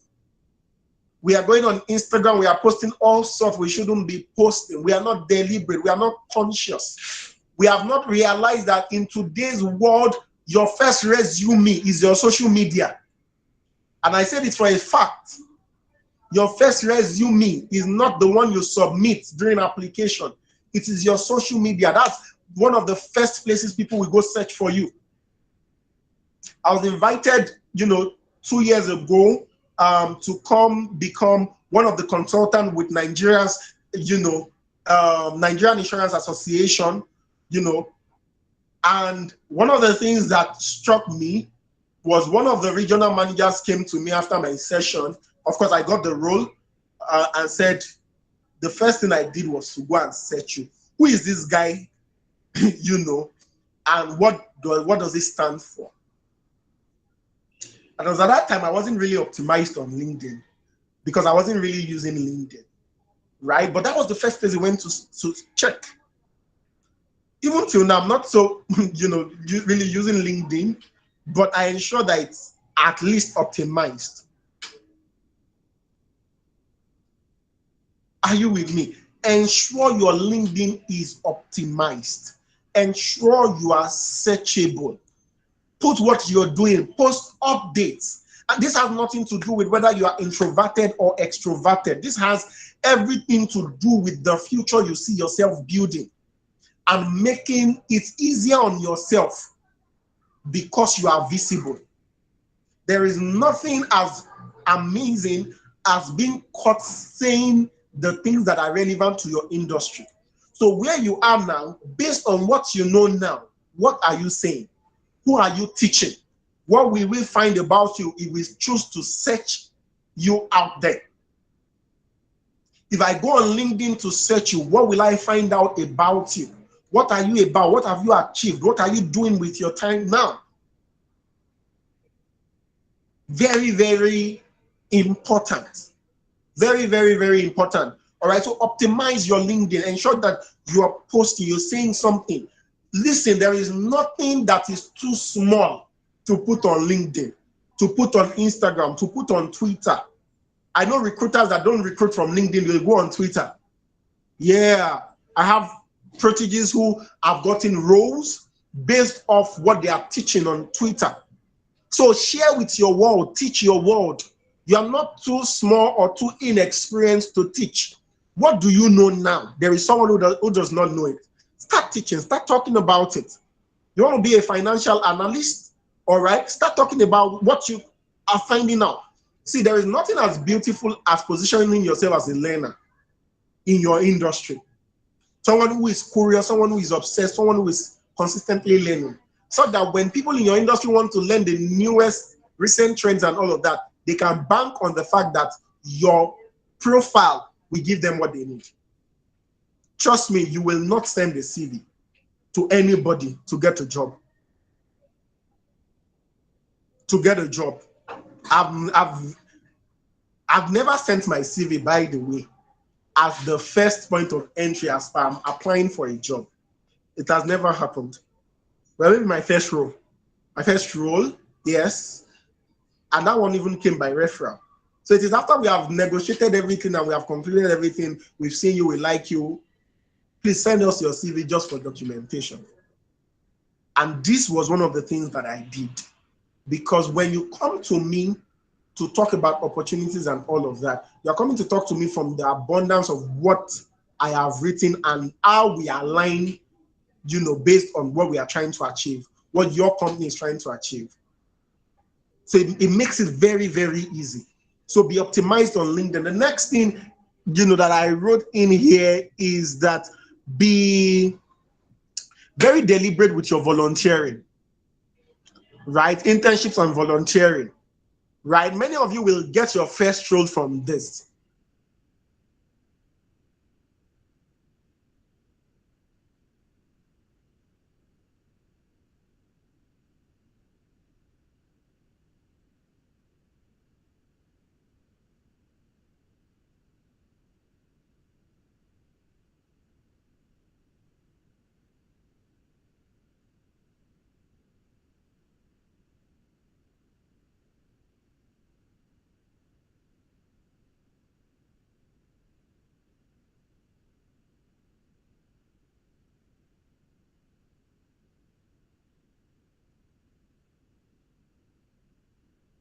Hi everyone, can you hear me please? Yeah. Yes, I can hear you. Yes, I can. Yeah, so probably like an audio issue from the speaker's end, but I hope we've been enjoying the session so far. I see a lot of comments from people talking about what they've learned and what has stood out for them so far. I would like to see more of that. So kindly drop your comments and yeah, things that have stood out for you, something that you learned during the session. We've been giving so much information, and you can also add what you like to go back and work on. Is there an action point that stood out for you that you are going to go back and actually sit down and do that assessment, those self-assessments, SMART goals, and the like? So you can also drop that in the comments while we wait for our speaker to join. Raphael, I see your hand is up. Do you want to ask a question or make a contribution?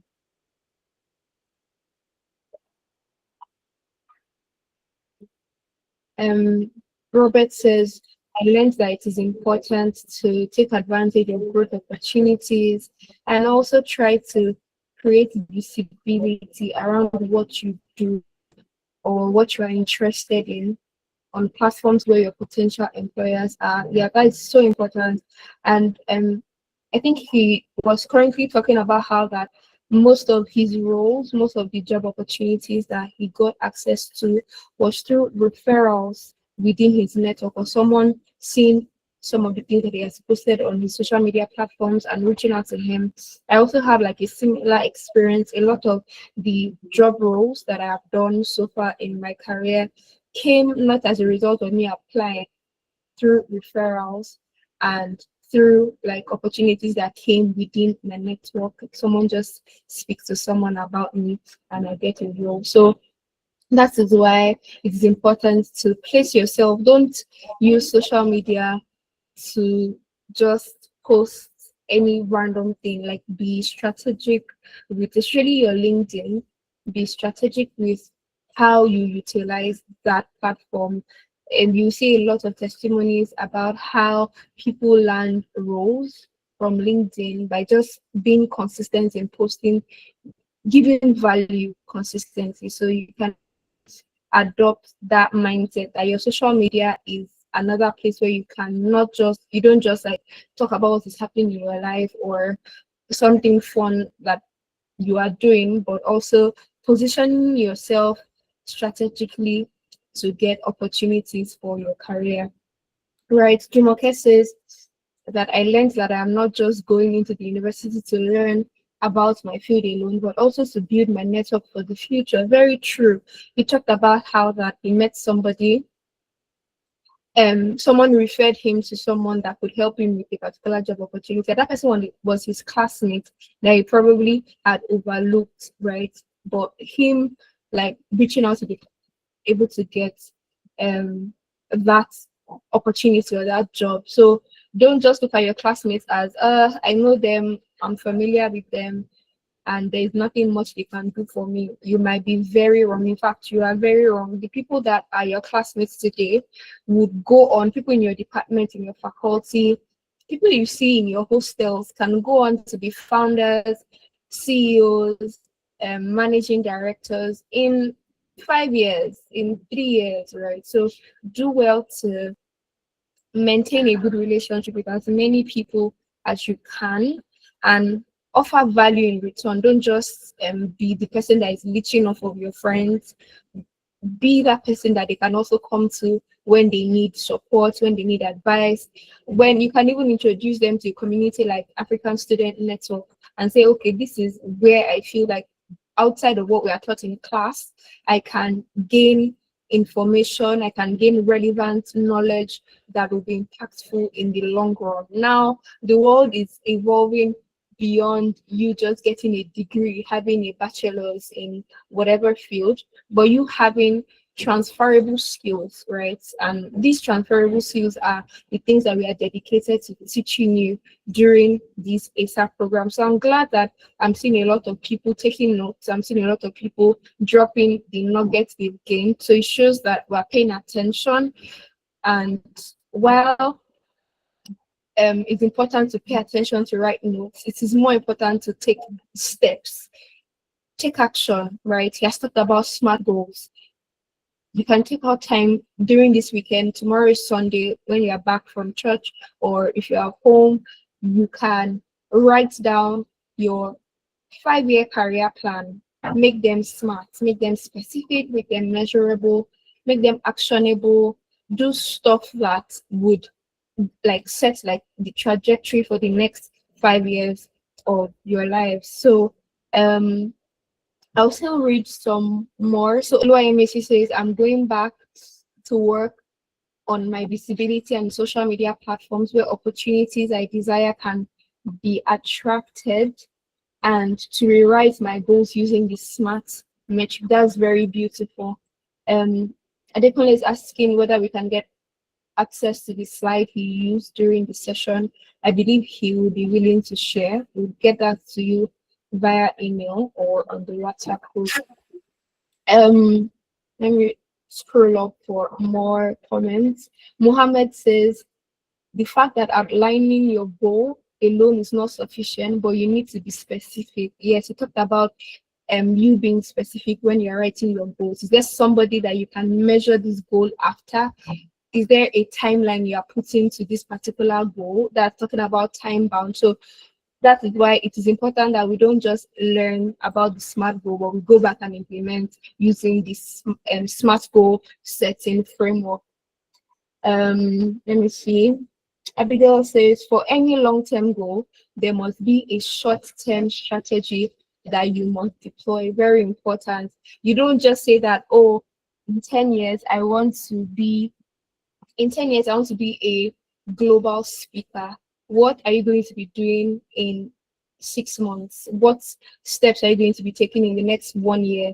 Because you will not just wake up in 10 years and in 10 years time and become a global speaker. You have to take precise steps now. You have to be strategic now. You have to develop yourself now. If you think that in 10 years you just magically become eloquent and have the network base to actually be termed as a global speaker, you would be wrong, right? So do well to ensure that you are putting yourself in a place where every day counts. There's something I learned at the beginning of this year, and it was that if you just tell yourself that, oh, in 2025, I want to do X, Y, and Z, and every day in 2025 from January up till December, you're not doing something that counts towards achieving X, Y, and Z. You wake up on the 31st of December and realize that you've not achieved that goal, right? So ensuring that every day is counting towards your goal. When you're attending classes, you are seeing that you are paying attention to not just the lectures, but you are paying attention to the people around you. You are having meaningful conversation. You're not just chatting and doing banter, right? You're ensuring that, okay, there's this particular person that I am looking at in this class that has a lot of prospects. How can I offer value to this person to the end that I am in their circle, and by the time they begin to go up the ladder, you have like continued access to them. So these are like the ways you can stretch. You can begin to position yourself even from your school to begin to make career decisions, make career take career steps that in the long run, that 5-year goal, that 10-year goal, that 20-year goal will be achieved. So I'll still look for some comments. So Raphael says, what stood out for me in today's session was how the speaker provided practical and specific steps towards achieving our career path and personal goals, emphasizing the process, not just the goal. So I remember he said that the outcome is not as important as the process. Who you become in the span of that 5-year goal, that 10-year career plan is more important than the position. Maybe you become the CEO, or you become a founder, or you become, I think it was Raphael that said he wants to work in the World Bank Treasury. So more than that position, more than that title is who you become, right? So I'm so excited for like how ASAP 2025 has gone on a very beautiful note. And while we still wait for our to rejoin, I would like us to just do something quickly. James Olayinka is currently on the call. Hi, James. How are you doing? Yeah, how are you doing? I'm good, I'm good. Yeah, Yeah. I see you guys are having so much fun. Yes, yes, we are. Why I invited you to join this session was to do two things quickly, just to share some insight on how, as even as they are students and recent graduates, how can their resume, like how can they optimize their resume basically. So if you can just share some nuggets in some 5 to 10 minutes, and how also they can frame their cover letters to position them in the top 1% for every opportunity that they apply to. So it Oh, is something you'll be able to just talk briefly about so that they yeah, can have that points to work on after the meeting. Thank you. cool, cool. Can you hear me clearly? Yes, yes, it can. Hope there's no noise in the background.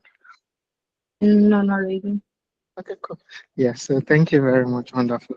I think like we're going to provide them obviously with like a resume template after the call. We send an email after every call for them to Yeah. have like a resume template for them to be able to like fix their resume. But most times what happens is the fact that because most of you are still students, like Wonderful and I were like working professionals going on with our lives and all those kind of stuff. But because most of you are still students, there's a notion of the fact that, oh, I don't have so much experience. But you have to undo that and rethink or reimagine what you see experience as, right? I was fortunate to like do an internship while I was in university with a global firm, Bank of America, while I was in like 300 level. But like people just see that and they think, oh, that was what got me every other thing. But like you must have asked the question, what was on my resume before I got that opportunity, right? So it wasn't that like they just saw me and they picked me. And it was just basically me reimagining the concept of like experience and saying that every little thing that I did counted in the direction of my goals, right? An example is like, let's say you work on like a school project, right? You can basically craft that as an experience, maybe. And this is like what happens when you put your resume into the template, you're going to see like the lapses in terms of like, okay, this person is a student, this person is a student. I'm not doing so much. And this person is grinding it well in the academics. As much as we emphasize that people should be academically successful, right? You should prioritize it if you still have the opportunity. Get good grade, not just good grade. You can aim to get a first class or at least a 2-1 if that is in your capacity to do and if it's not late, right? So, but like you have to now look at those opportunity and try to narrow them into what looks like where you are going.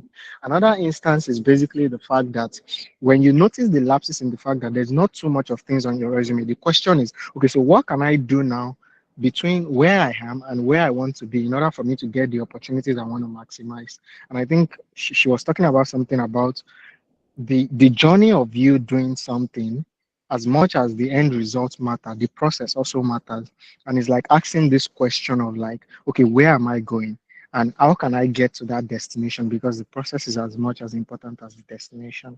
So you then say, okay, I'm going to take up volunteering in this. Okay, for like the person that is interested in working in a World Bank Treasury, for instance, okay, is there a student finance club in your university? How can you volunteer to be part of that club? How can you start growing from? I know they have this whole concept of analyst, senior analyst, then they have directors of different roles. How can you aspire to even learn as much as possible that enables you to grow across the ladder within these small student finance organizations and basically navigate your path to saying that, oh, you are now leading initiatives within the student organization. Let's say you're interested in taxation, you can join a tax club. Let's say you're invested in tech, you can join GDSCs on campus, right? You can join different hackathons that can give you real world experience that you can package together in order for you to actually like get those things. And it's all about cumulative advantage, and it's really about building things today that is going to form a basis of or like a platform for you to navigate to the place you want to really be. And you must enjoy it. That's why it must be intentional. And it's all about like looking for those experiences.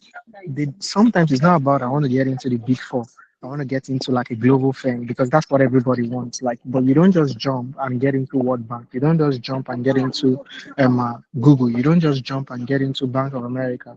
You have to build cumulative advantage. And if you are in 100, 200 level, 300 level, you are fortunate because you still have 1 to 2 years. If you're almost finishing, also, you still have time during your NYC, take up internships. Don't just let them put you where you don't want to be. Take up internships, intentional about like the choices you are making, intentional about volunteering, intentional about leadership, going for those positions. And you are looking at, okay, this is my destination. These are the things I want to be on my resume. How can I get those things and leverage them for me to also like get what I want? And the other thing I'm going to say is basically, it's never about always what you want to say. It's always about how you say it, right? So many people make this mistake. Your resume is not just about you. And this might be controversial as much as like it's simple as it is. Your resume, when you're sending a resume to someone, the question that should be at the back of your mind, let's say you're applying for World Bank, you're sending your resume to World Bank. The question at the back of your mind is, what's in this resume for World Bank about me? Like, what aligns with where you can't be applying for World Bank Treasury. I'm sorry for this person saying that. They want to apply for World Bank Treasury. I'm using them as example, but let me use another example. You can't be applying for, let's say, a finance role, and then you have like something totally disjointed on your resume. Like, find something that relates to them that they can really understand. There are cases whereby some of those things might be really useful. You might want to spin it off in a way that the language and the things they want to hear without actually like over exaggerating or undermining what you've done is what they are looking for. Sometimes they're looking for collaboration skills, but you have an engineering internship, but your goal is to work in a financial service firm.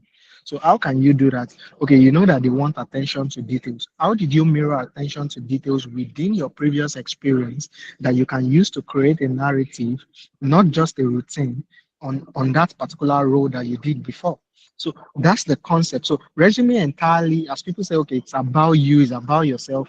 You have to keep asking the question, what does the receiver of the resume, what are they looking for? Or what's in this resume for them? So that's why people would have plethora of resume for different application based on different trajectory that they are going to. You understand what I'm saying? So you have to be intentional about those things. And if you have a good grade, don't be shy to put it there. You understand what I'm saying? And also volunteer for stuff, have leadership experiences, and that's why we're doing this program. This program should be one of the things that comes on your resume. If I were you, when I want to put this program up, I'm not just going to say ASAP Scholar. Okay, the title is ASAP Scholar or like an ASAP alumni or like African Student Accelerator Program. But when you talk, some people are just going to say, "Oh, I got into ASAP program." Ask for the stats. How many people applied? I was one of 30 people or one of 40 people out of hundreds of applicants that got into this prestigious accelerator program, and I was equipped with industry programs that helped me to build my career, that helped me to optimize my resume, and also position me for networking opportunity. I worked on a strategic case study that is based on this, and we were able to achieve this with our case study. So you see that somebody else is just saying that two people can come through can come to ASAP, and when you ask somebody for their experience, it's more wholesome than the other person. Not because of ASAP did not do their job, but just because of it's never about what you want to say. It's always about how you say it. So you have to be intentional. You have to control the narrative. You have to ensure that because people think perception is not arbitrary. Perception is an image that you create that you want people to see you from. And your resume is one of the things that speaks to your recruiter for people that are going into career area. For people in the leadership area, you need to have like a portfolio. It's not just for people that are getting jobs. Your portfolio speaks volume about you. How do you introduce yourself? For instance, in your cover letter, oh, my name is this, that. It's not necessary because you know that you've sent your resume. Your cover letter is for you to articulate your vision. Hey, Okay, James. how do, yeah? Yeah, can you just wrap up in 2 minutes? Our speaker is back so that we could Okay, just cool, jump right in. Thank you so much. You've been spitting cool. value. Yeah. So yeah, our speaker is here. Sorry, I just had to fill in for a little bit. So like, just try to like maximize some of the resources we're going to be shared, templates, cover letter, and all that, so that you can be able to like position yourself for some of this opportunity, leadership, and the sky is basically like the starting point. And I wish you guys all the best.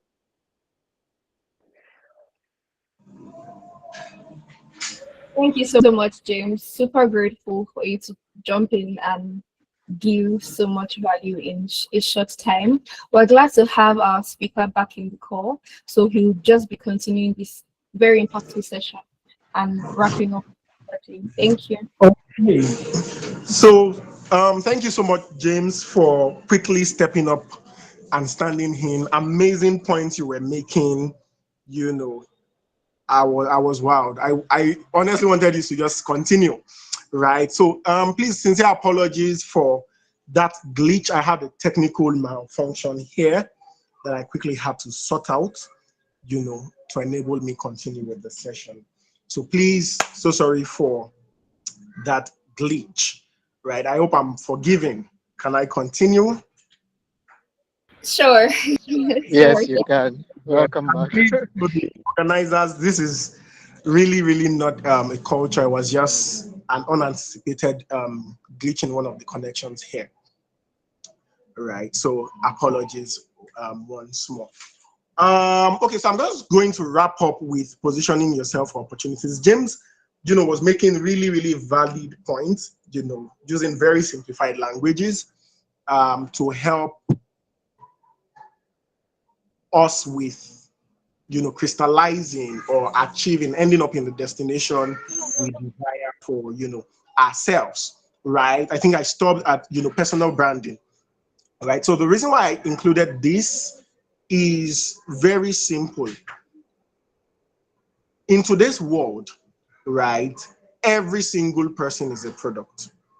And picking up from, what the very last statement, James made, saying that it's not so much about you as such, is about the person who is at the receiving end and at the interpretation end, or at the interpreting end.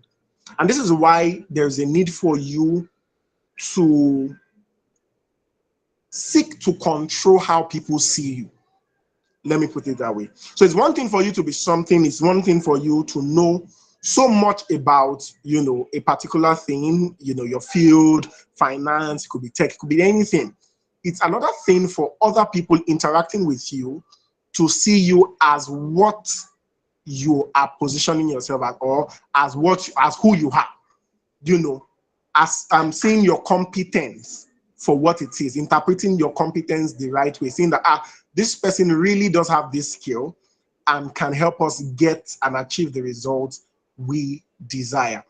And I often say that in today's world, the truth is this, depending on the organization, but the sum total of the influence of an organization is actually directly proportional to the individual influences of the members of that organization, those who make up that organization.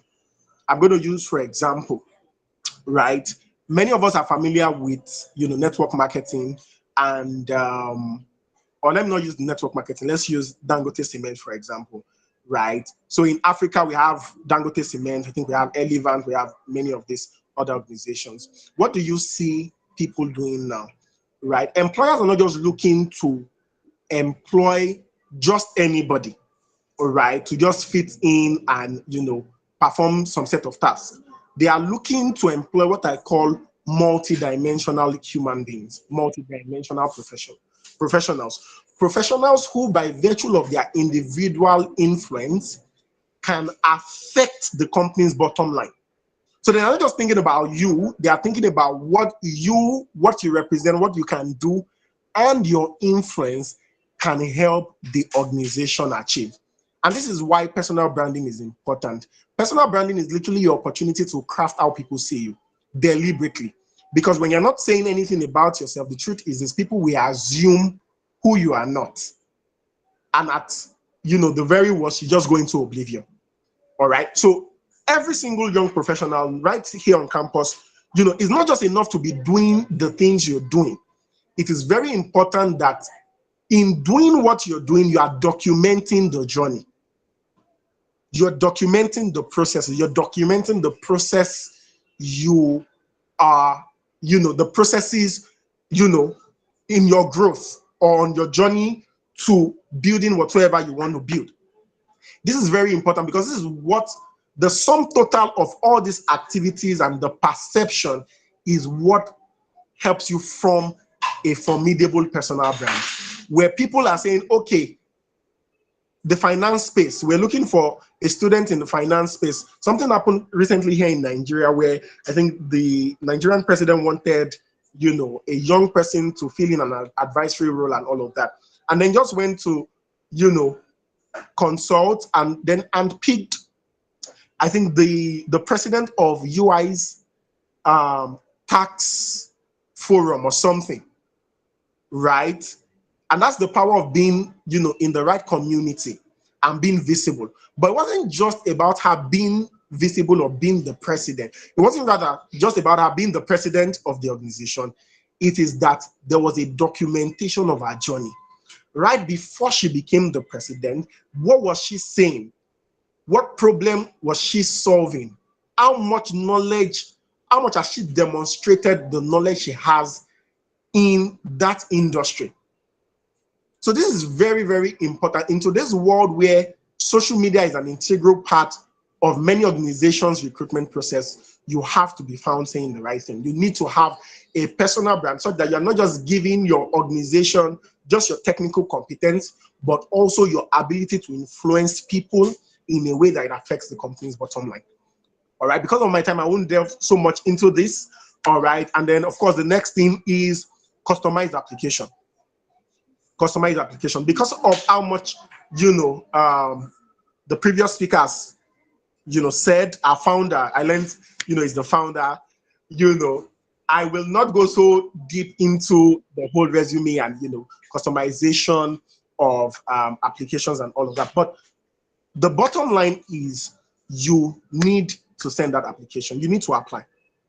All right. And in applying, you need to ensure that whatever document you're sending to represent you does justice to you and to all that you have been building over the years. Now, the truth is this, on the recruitment end, right, one of the things that we found out is there are some professionals who can get the job done in terms of technical competence, but they have an issue presenting a document that sells them well.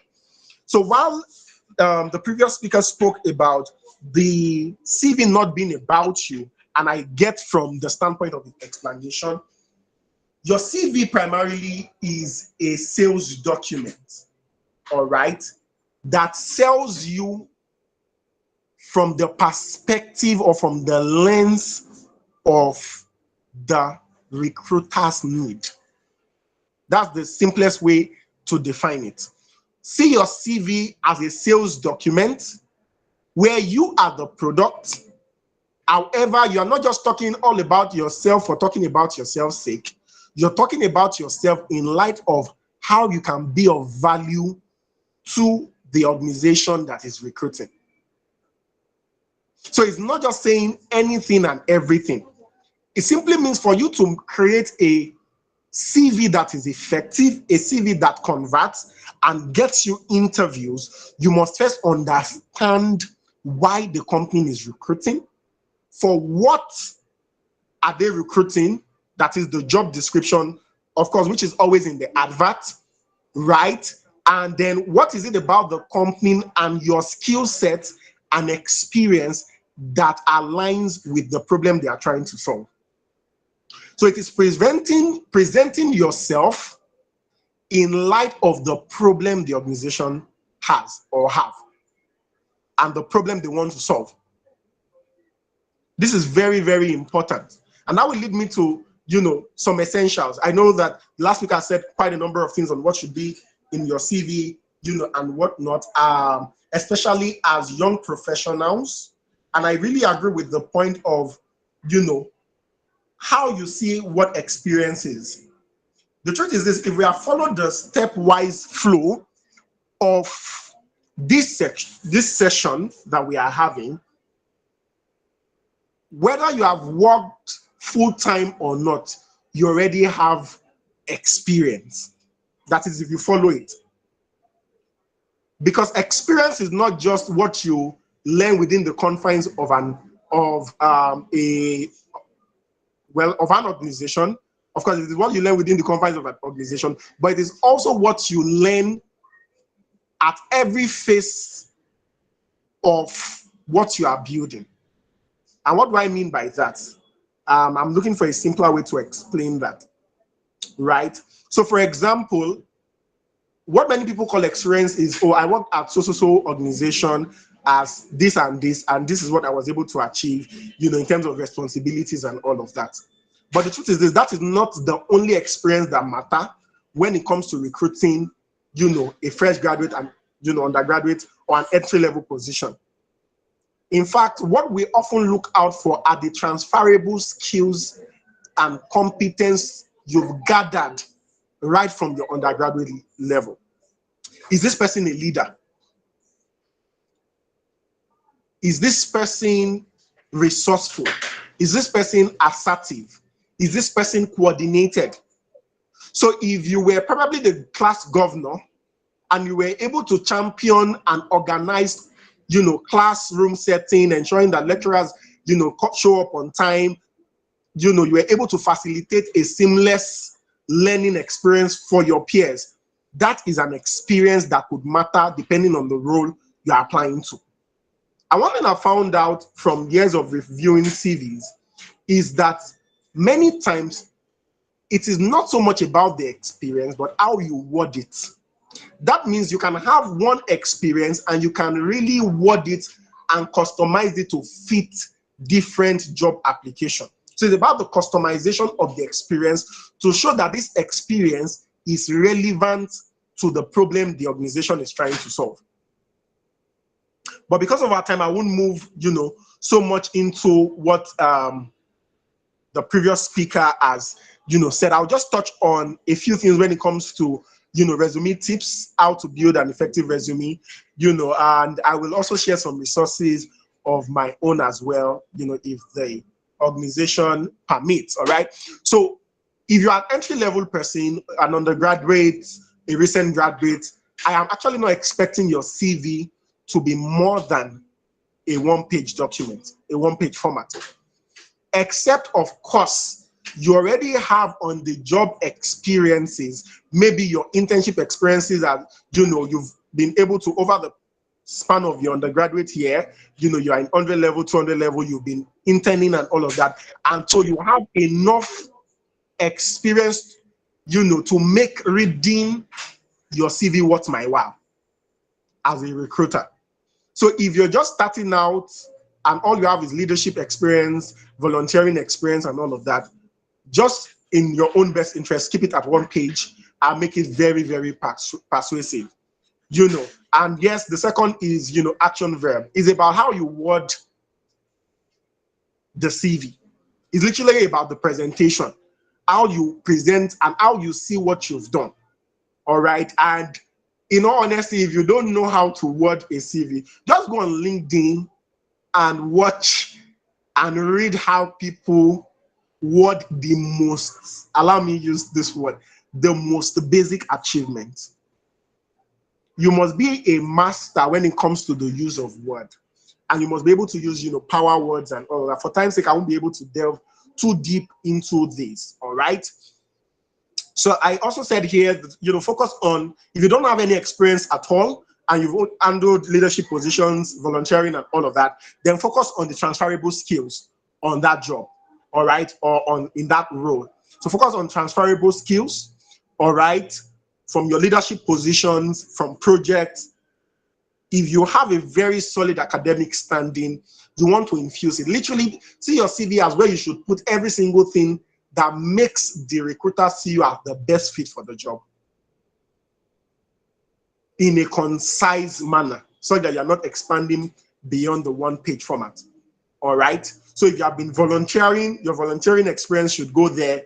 And volunteering spans even what you do in your fellowship. For those in religious circles, serving in religious circles, your fellowship, your mosque, whatsoever, provided that what you have learned, what you've deployed is about the relevance of what you have learned, of the skill you have acquired to the problem the organization is trying to solve.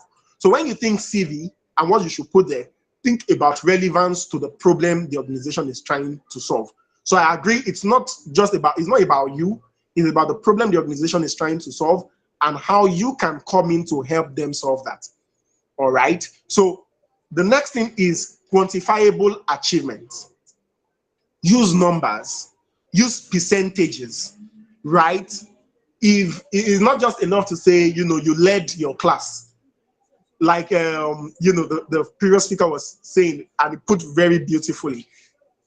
As much as how you present this particular training you are undergoing matters. Are you saying you attended the ASN career development program? Or are you saying out of a pool of over 1,000 applicants, you were part of the selected 50 qualified candidates who made it to the second edition of the ASN? Are you seeing how I'm putting it? And of course, this is crude, right? It can be better, but that's where numbers come in. Use numbers. In quote, buff up the value of your experience. Present it in a way that it is appealing to read. All right, quantifiable achievement. And what is the size of your class? You led a 100, 200, a team of 200 people, right, to achieve XYZ or something, right? Not just I was the course rep, I was no, right? How many people were in your class? Factor it in. And then what was the result you guys got, right? So instead of saying we all passed or leading a team of, or saying, I was the course rep of my class and I ensured that, class ran smoothly and then, all of the people in my set graduated well. Of course, you wouldn't do that. You want to use number, right? You let it, a classroom of over 150 students, right, to have 100%, attendance score sheets and above 70% pass mark or above, just the use of number there, 100% pass rates in over 20-something courses. So when you put numbers like that, it helps people put into perspective the magnitude of the achievement. So don't just say you help your company increase sales or improve efficiency. How can we quantify that efficiency? So the use of numbers matter a whole lot. And of course, the last thing is this: optimize your CV using keywords. So there are certain, for every job role, that any organization will put out advert for, there will be certain keywords that matter. When we talk about sales, there are keywords. When we talk about marketing, there are, keywords. When we talk about, data engineering, there are keywords. So you want to find out, based on the job description and based on industry, what are the keywords, and ensure that your CV is laced with those keywords. The importance of this in building a solid resume is simple. There are organizations that actually use, machines to scan applications and to, sort out of, the ATS machine, right? So when you use keywords, that machine, or even if it is a manual kind of sorting, that keyword is very important. The more laced your CV is with the requisite keyword, the higher your potential of being selected for the interview, of making it to the interview. So ensure that you read the job description or the advert well, and then you do your research on the keywords that are relevant to the role you are applying for. And based off that, make sure that in every of the points you're putting, those keywords keep coming up, keep coming up, keep coming up. One, it will show that, yes, you actually read and digested, the job advert, right? And you understand what the job requires, and you have what it takes to be of value to the organization. So this is very, very, very important. So I'll move on to the next one because of our time. Okay, this is a CV template. I am, good versus bad resume. I would have gone into the details of this, but I'll just touch on what you do not need on your CV, because I see a lot of applications. Now, for the purpose of this class, because you're going to be getting this document I'm presenting from. Now, this is not to mean when you use a design template like this, your CV is automatically a bad CV. Do you understand? There are different industries with different, takes on the format and the structure of your CV, right? So I'm not disqualifying this particular CV as bad just because of the template, and how it is structured and all. No, not necessarily. But if I were to give advice, I would say stick to the first one that has, a plain rendition. Stick to the plain black and white, all right? Because this particular formatting and structure is generally accepted, is widely accepted. So you don't want to do a design template, yes, to stand out, only to find out that the industry does not allow for such, and then you are just automatically, disqualified. Another thing is, if you're not careful in the formatting and the putting together of your CV, using the second template, that's the design template, can be very tricky when it is an automated sorting. All right, so it might be very hard to follow through the essential points in the other CV, but that is not, like I said, it's just a disclaimer. So I'm not faulting the other CV just because it has a designed orientation, but based on preference and from experience, the first, is, most preferred. So what should you not have, or what makes this, I want to focus on the bad. What makes this a bad CV template? The first thing is, unless you are applying for a modeling role, your CV has no business being, your passport rather, your picture has no business being in your CV. You don't need it. It is an unnecessary use of space, right? It is an unnecessary use of space. So the first thing here is, if you probably have a CV that has passport and all of that, please take it out. You do not need it. If you zoom into the material when you get it, you would see also that under the contact, the person who put together this CV put the full address and an unprofessional email. All right, so you want to keep your email professional. No nicknames, no nicknames for short. Keep it professional. Your first name and your last name at gmail.com, or your first name and your last name at yahoo.com.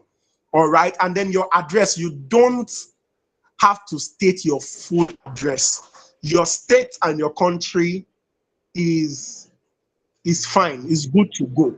All right. So as opposed to putting number 2, Khalid Way Street, off Mobolaji Bank, Anthony Way, Ikeja, Lagos, you don't need that. All right. Just put Ikeja, Lagos, Nigeria. So if you're actually sending your CV to an international organization, you want to put the country. If you are not, if the country you're sending it to, applying to, is within your country, you can just leave it as, at the city and the state. So Lagos, Ikeja, Lagos, all right. And if it is international, Ikeja, Lagos State, Nigeria. Do you understand? Or Lagos State, Nigeria for short. So you don't need your full, address, right? What should you have there? Your personal profile, or what is called your professional summary, all right? Your professional summary.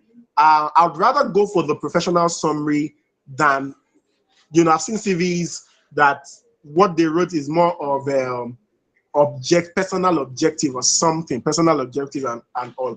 So it's better to, go the route of professional summary where you're talking about your skill sets, your experience, your area of specialization, and the results you've been able to achieve with that skill set, and then the role you are applying for, as opposed to just focusing on the kind of job you are looking for, and all of that. Because I see some CVs and I just smile, right? Because they do not contain what I'm looking for. It's just talking about an individual and then the kind of job they are looking for.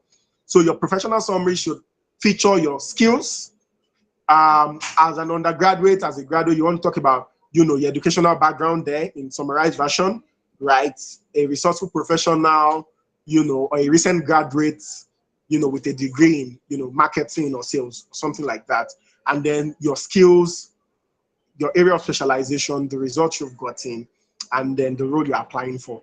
And if possible, also the company, if you are customizing your CV to a particular, job application, which you should. And then, of course, your work experience, like we've said over and over again, your work experience is not just, or your experience is not just work experience as per your corporate work experience. It could be volunteering experiences, it could be leadership experiences, depending on if you have work experience or not. So if you have a lot of work experience, just focus on your work experiences and let that be the highlight. 3 bullet points is fine, laced with the keywords, action verbs, all right, and then of course using numbers, right?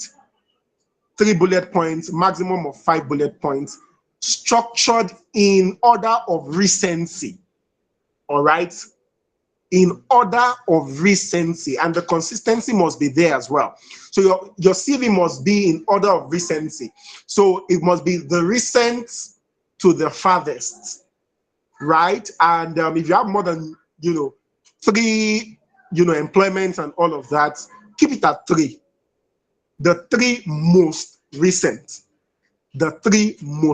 just to ensure that your CV does not look unnecessarily clustered or is poorly formatted. All right, when it comes to your education, you want to leverage every single thing there, right? Your school, your degree, and if possible, your grade.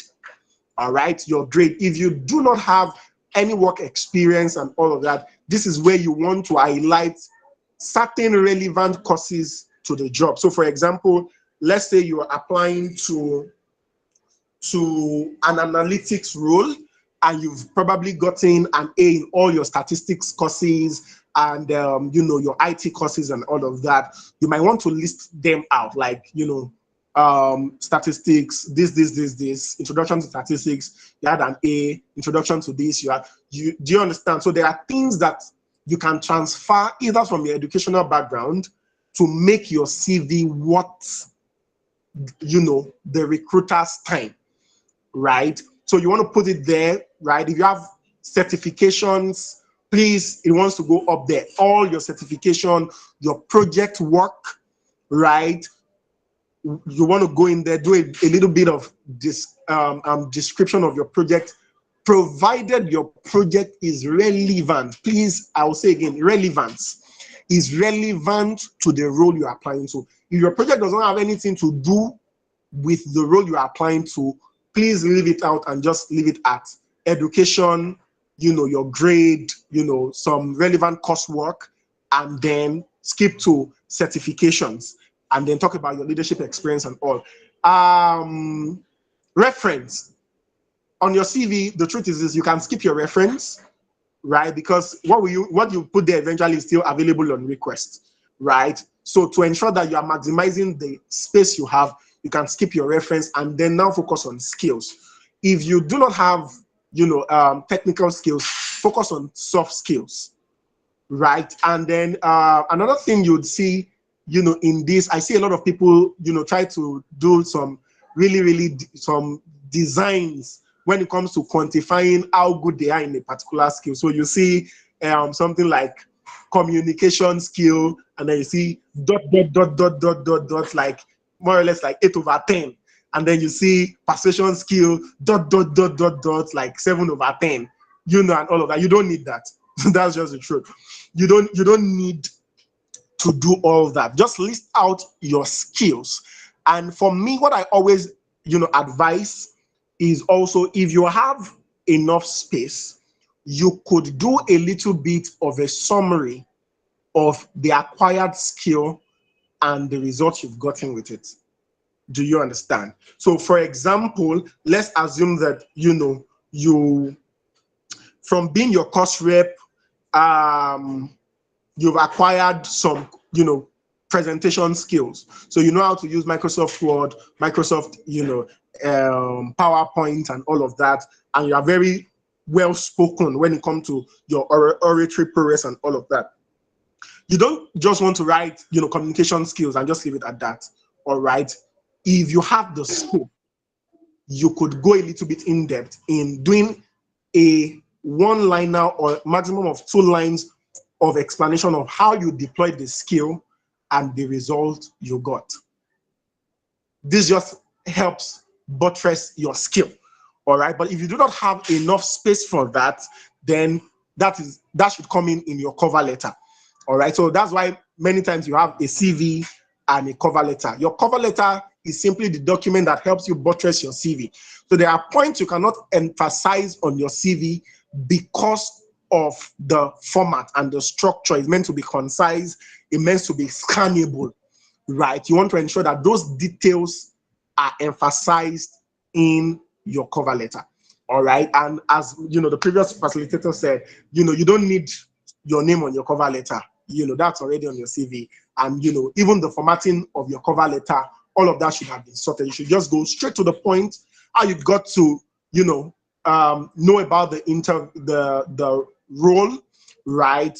Move into what you have done and why you feel you are the ideal candidate for the role. So I'm going to share some resources, as I've said, so that we don't spend too much time on this. And I think depending on what the structure on ground is, if there's provision to help people review their CV, we could do maybe 10 CV reviews or 5 CV reviews. I'll check my time and see how much time I have. Or better still, if the organization have provision for that as well, I think it would be a good bet. But I want you to actually try to put your CV together. So don't just say, oh, because there's probably the generosity of the management of the organization to put together, some help for you and review your CV, you just do a terrible job. No, try to put your best foot forward, and we could do something of that magnitude. I'm sure the how we'll go about this will be communicated to you. Let's move on to the next thing, facing interviews. All right. I know my time is up already, so I'll just run through this. All right. So when you face interviews, of course, it's about selling yourself.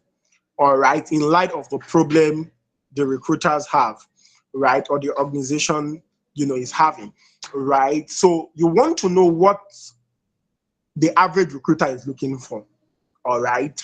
And the first thing is, of course, your competence. All right. So every single interview you get is to ensure that what you have put on your CV that has made us consider you for the interview are legit. You have the skills, all right, because that's where we ask you practical questions to display your technical competence. So if you say you have leadership competence or you have project management skill, you should be able to defend it. All right, you should be able to know some technical jargon in project management. You should have a track record of handling projects successfully and having results. And also technical competence is what we look out for. We also look at your communication skill, your ability to communicate. It is a world of communication where everything in the corporate space, aside, in fact, everything, including strategy, rises and falls on the ability of people to communicate. All right, so your communication skill is very, very important. The next is your confidence, right? How do you carry yourself? Are you fidgety? Are you able to maintain eye contact, right? And depending on the role, this is a key success factor, especially if you're in sales, if you're in marketing, if you are in fact, many roles that intersect with people, leadership and all of that. Confidence is very important. So you want to ensure that you are maintaining eye contact, with the recruiter, whether it is virtual or, in person, on site, in person. You want to ensure that you're confident, you are not stuttering. And then even when you stutter with grace, all right, take your time. Nobody will oftentimes rush you. All right, take your time. You are permitted to gather your thoughts and present your case well. So don't be in a rush or, I want to get the job, and then you're just blabbing and blabbing and blabbing. So the reason why I'm really emphasizing on this is because I still remember my very first interview. In all honesty, I qualified for the role, and that was an internship, by the way, right? I knew I had what it took, but when it came to the interview, I was just not composed to put my thoughts together and defend my proficiency. And the truth is, I lost that role, and it was very painful. So confidence, your composure, how you carry yourself, how you talk, and how you present yourself matters. All right. The next is character. Character, of course, how you handle pressure, right? Your ability to handle pressure with grace, who you are at your core, right? I know that in my own organization, this is a very important part, of our interview. We want to ask questions to see how you resolved conflict in the past, how your interpersonal skill, how do you deal with issue, and then we give case study. We literally make you role play. How will you react in this kind of situation? How will you do, how will you resolve this kind of conflict and all of that, right? So this is very important. The next thing is culture fit. All right, how does this person fit into the culture of the organization? Every organization have their culture, all right? Some organizations have a very rigid, culture. Some tech organization, they are quite flexible, it's not hierarchical and all of that. So they want to see how can this person fit into the culture of our organization, and then we don't have, issues of political behaviors on the job, dissensions along the line, and then this person really struggling to fit into the culture of the organization, right? I want to give a lot of examples, but my time will, not permit me to go deep into that. And then the last thing is resourcefulness, right? What can you produce given scarce resources, right? How resourceful are you? Are you the type that gives excuses every now and then, or can you make do with the provision you have and then bring something tangible out of it? There was one of my mentors was, gisting me about a recruitment they had, and then, they actually brought every qualified participant into the boardroom, and there were cameras they didn't know, so they were literally surveying them, and then they were just saying, they gave them, tasks to do in group settings and all of that. And then they watched firsthand how different people went about achieving the task. All right. And then the results they were able to get in the process. So some organizations are going to try to test your resourcefulness. You want to ensure that you have this covered as well. Okay, so of course, some key success acts when it comes to facing your interview and acing your interview. The first thing is to practice common questions. All right, you want to practice common interview questions. You don't want to go before a panel unprepared. All right, so the first thing is you want to even understand the job description. What's the job about? What's the organization about? All right, and what are some of the questions they will ask you? The first thing which many people always fail, and mess up is the can we meet you? Right? Very simple, but very tricky. Can we meet you? I remember one of my Portuguese telling me when they asked her that question, she was wondering, where should I start from? Because according to her, there's just so much about her, to fit into the timeline she has been given and all of that. So a key success, here is to figure out who are you in the light of the problem the organization is trying to solve. All right. And one of the things, I think you can do is to talk about yourself in terms of the past, the present, and your future projection. And when I say the past, what have you done? What are you doing now? And where do you aspire to be? That's one simple hack that has worked for me many, many times. All right. So I start the definition of who I am by talking about, the course I studied and how it relates to the job, what I've done with it over the years, previous achievements and all. I talk about what I'm doing currently, where I'm working, the results I'm getting. It could also even be a little bit of infusing my passion and all of that. And then I talk about my future, aspiration. And I keep it at that, in all honesty, right? So that's a very good one you might want to follow as well. Talk about yourself in terms of the past, the present, and future, but make sure it is relevant to the job you are prospecting or they are trying to recruit you for. All right. Another is this, STAR method. All right. And this comes in.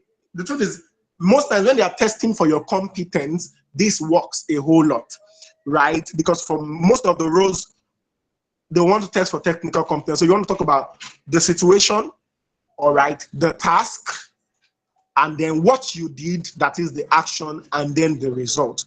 So what was the situation? What was the company struggling with? What were some of the challenges of the project, all right? And what were your own analysis, right? What was your evaluation of the problem? Then what did you do? How did you go about solving it, right? And then the result. So tech role, any role, this works magic, all right? When you break it down into that, the situation, the task, all right, what you did, that is the action you took, and then the result you got. And don't forget, when you're talking about results, you're talking about numbers. Numbers. Ensure that it is relevant. So the second thing here, which is, be acquainted with your CV and the need of the company. As very obvious as this is, I see that for many people whose CV was written for them, many times it looks like they don't always go back to read and digest what the professional that wrote their CV has written for them. All right. And so you'll be amazed that sometimes you're asking people questions directly from their CV. You say you've done X, Y, Z. How did you do it? And then they don't know, right? So don't exaggerate. Ensure that your CV is as honest as possible. And for that honest thing that you have done, all right, make sure that you are presenting it the right way. So don't try to lie in your CV because it will come back to bone you. A popular comedy skit, that I saw was someone who said he understood French in his, in his CV, and then they brought, what's it called, a French person, and then they told him, you said you understand French in your CV. Please come and help us liaise with this prospect in French. And then it was just a disaster. So you don't have to lie. Just stick to what you've done, all right, and ensure that you have presented the little you've done the right way, and you stand a better chance than lying on your CV and then they find out that you do not have integrity. That's like the biggest thing on anybody prospecting an opportunity. lack of integrity. All right. And of course, I said the use of what keywords from your job description. So even when you are defending in the interview, make sure that you at least know the terminologies of your industry and then talk from there. Bring it in. When you talk about sales, you're talking about, conversion ratio, this is how we drove traffic. You're talking about, the click-through rate and all of that. Do you understand? At least be able to use some of your technical jargon so that they know that, okay, this person knows what he or she is talking about. And then they don't use a technical terminology that you're not familiar with, and then you just make a mess out of, creating the right perception. All right, so the last thing on my slide for this session is, of course, networking for career growth. All right, networking for career growth. This is very important. This is very important, and I cannot overemphasize the importance of networking. One of the surest way to get employed in any prestigious organization is to have someone in that organization speak for you or let you in on some inside gist in that organization. And the only way this can happen is if you go out of your way to literally make new friends. Yes, make new friends, make relevant friends. As aspiring professionals, go out, attend conferences. Don't just sit in your hostel. Meet people, meet with leaders in your industry, meet with people, meet with colleagues, all right, people who are on the same journey. Like I usually tell myself, I do it and I advise people, network both horizontally and vertically. Network across, all right, your level, like your level, those on the same level, and then network people above you. And then even as you grow, network with people that are beneath you. All right, have people you are mentoring, because you'll be amazed at how many doors that will even open to you as you try to progress. I can't count how many opportunities have come my way by virtue of having a protege in certain organizations or having someone who I've either helped at some point in a position of authority and a position of influence. Right, so this is very important.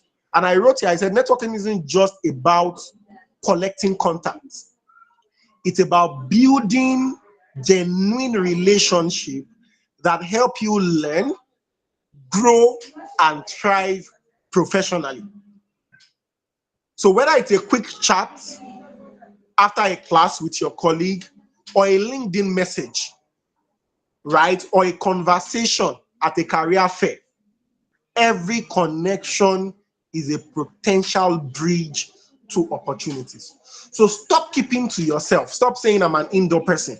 If you're an indoor person, attend virtual event, connect on LinkedIn, reach out to people. All right. And I have, my own way of doing this. So when you're reaching out to network, don't forget, building genuine network is about building genuine relationship. All right. So the focus is on learning, not just on favors. And I cannot emphasize this enough. I see a lot of young people get this wrong. You're meeting someone, you're networking, and the next thing is you're asking them if there's an opportunity in their company. You're asking them to do something for you and all of that. This person does not even know you. You've not established trust. You've not proven yourself yet. You're already asking for favor. Let favor not be the reason why you network. Let value be the reason why you network. Let it be that you are focused on either learning from the person or being of value to the person, right? Especially when you are networking, vertically. Focus on value, right? When you're networking, focus on what you can do for the person. And if you can do it for free, the better. But focus on that. I like what you do. I've been following for a while, and I'm so inspired by your work, right? This is what I do. This is what I can do. And based on what you are currently doing, I feel these are some of the ways I can make your life easy. If you're open to it, I'd love to intern with you, right? And bring in XYZ skill set to make your life easy. Many people will be more open to this kind of networking than you're networking, my name is so. So I just want to know if there's an opportunity. And then the worst thing are people who network to ask for money. Do not do that. All right. So network to learn, network to build relationship. And the way to do that is to position yourself as a person of value. The next thing that I would say when you want to network is to learn public speaking, learn to talk. Literally. It doesn't matter whether you're an introvert or an extrovert. Learn to talk and learn to talk well. Learn to speak with confidence and authority. All right. Learn to pitch yourself. Rehearse what you do and how you can be of value over and over again till you can do it in 30 seconds. Because you don't know the day opportunity will meet you. And the truth is, these opportunities will not meet you anyhow. It will either meet you prepared or unprepared. Opportunities don't meet people neutral. It either meets them prepared or it meets them unprepared. So you want to ensure that you are prepared for the opportunities you seek by rehearsing your pitch, how to talk about yourself and what you do. And of course, the last thing is to network with mentorship in mind. All right? Network with mentorship in mind.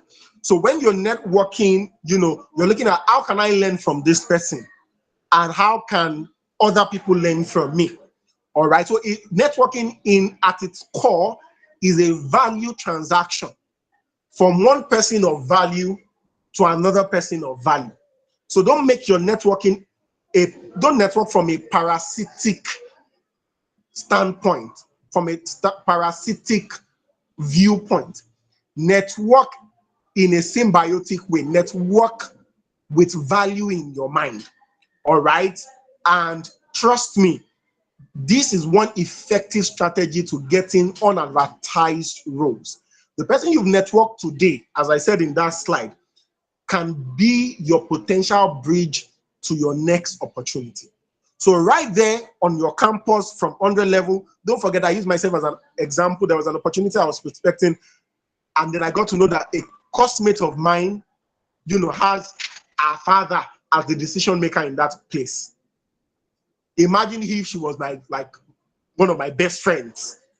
Do you understand? Or at least we have a very good relationship. Would have been a very easy sale. I wouldn't have to have gone through a third party.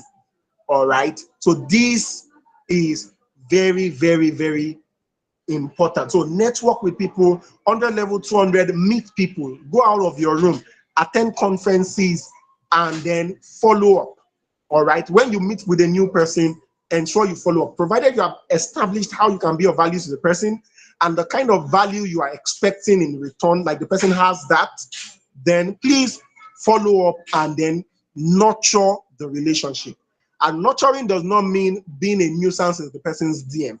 Nurturing could be as simple as recommending opportunities to them, all right, deciding to jump on the project with them, or asking them if they have certain learning material of your interest. The truth is this: many people are often willing to give non-monetary, non-parasitic help than otherwise.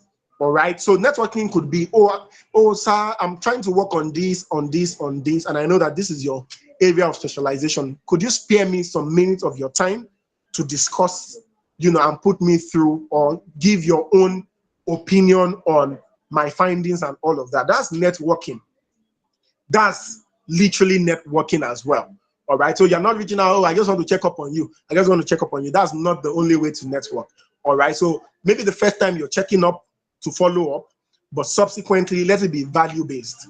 Either you are recommending something to them or you want to bring them on board to work on something with you, such that they can have first-hand experience on who you are.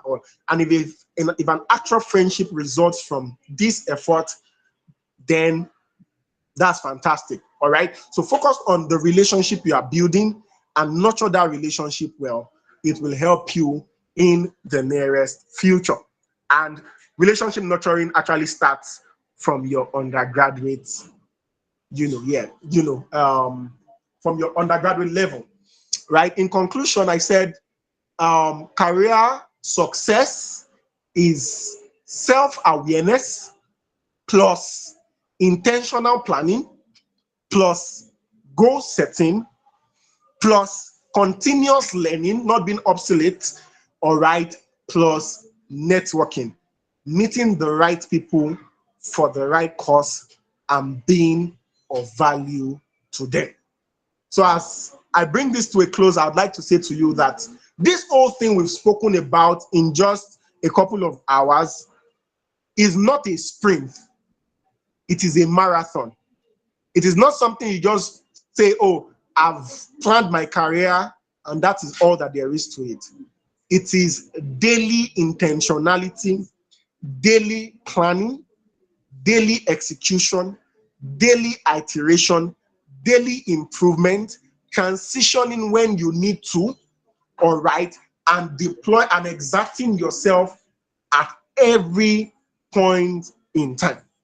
So the earlier you start, right, and the earlier you are intentional, the better you will crystallize, or the faster you will crystallize your desired career outcome. All right, so I want to thank the management and the organizers for having me once more. I hope you got value for your time. To the participants, thank you so much for having me. If we can still take questions, I'll take one or two, and then we can call it a day. So thank you, thank you, thank you. Please, a virtual round of applause. Thank you so much, Mr. Adeolu. This has been value, very intense, very relatable, beautiful presentation. James said in our group chat that you are very passionate, and we really can feel you really communicated your passion for this subject and for young people today. Thank you so much, sir. Divine has a question. She says, how do you build a relationship with those you have networked with when it seems it just ends at a WhatsApp message? So she's asking, how do you take your how do you build a relationship with someone who you probably met at an event or you've reached out to them, but it seems like the conversation is just ending with like a WhatsApp message or maybe hello, hi, how are you? And that's the end.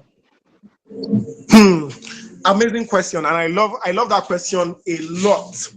So how do you network and build relationship with someone who your conversation with them feels mechanical?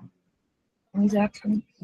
Right? How do you do that? How do you move from a mechanical conversation to, ensuring a more personal relationship? So it's not far-fetched. All right, let me give you my own strategic blueprint, because when you are given to networking, there is no way you will not experience cases like this. There is no way. You will, in fact, some people will not even answer you, right? It won't just end in good morning, good afternoon. Some people will just hear you completely. Now, this is what I do, right? So there is something called the law of first contact, or what people call the law of first impression. All right? So you want to ensure that your first impression is very solid.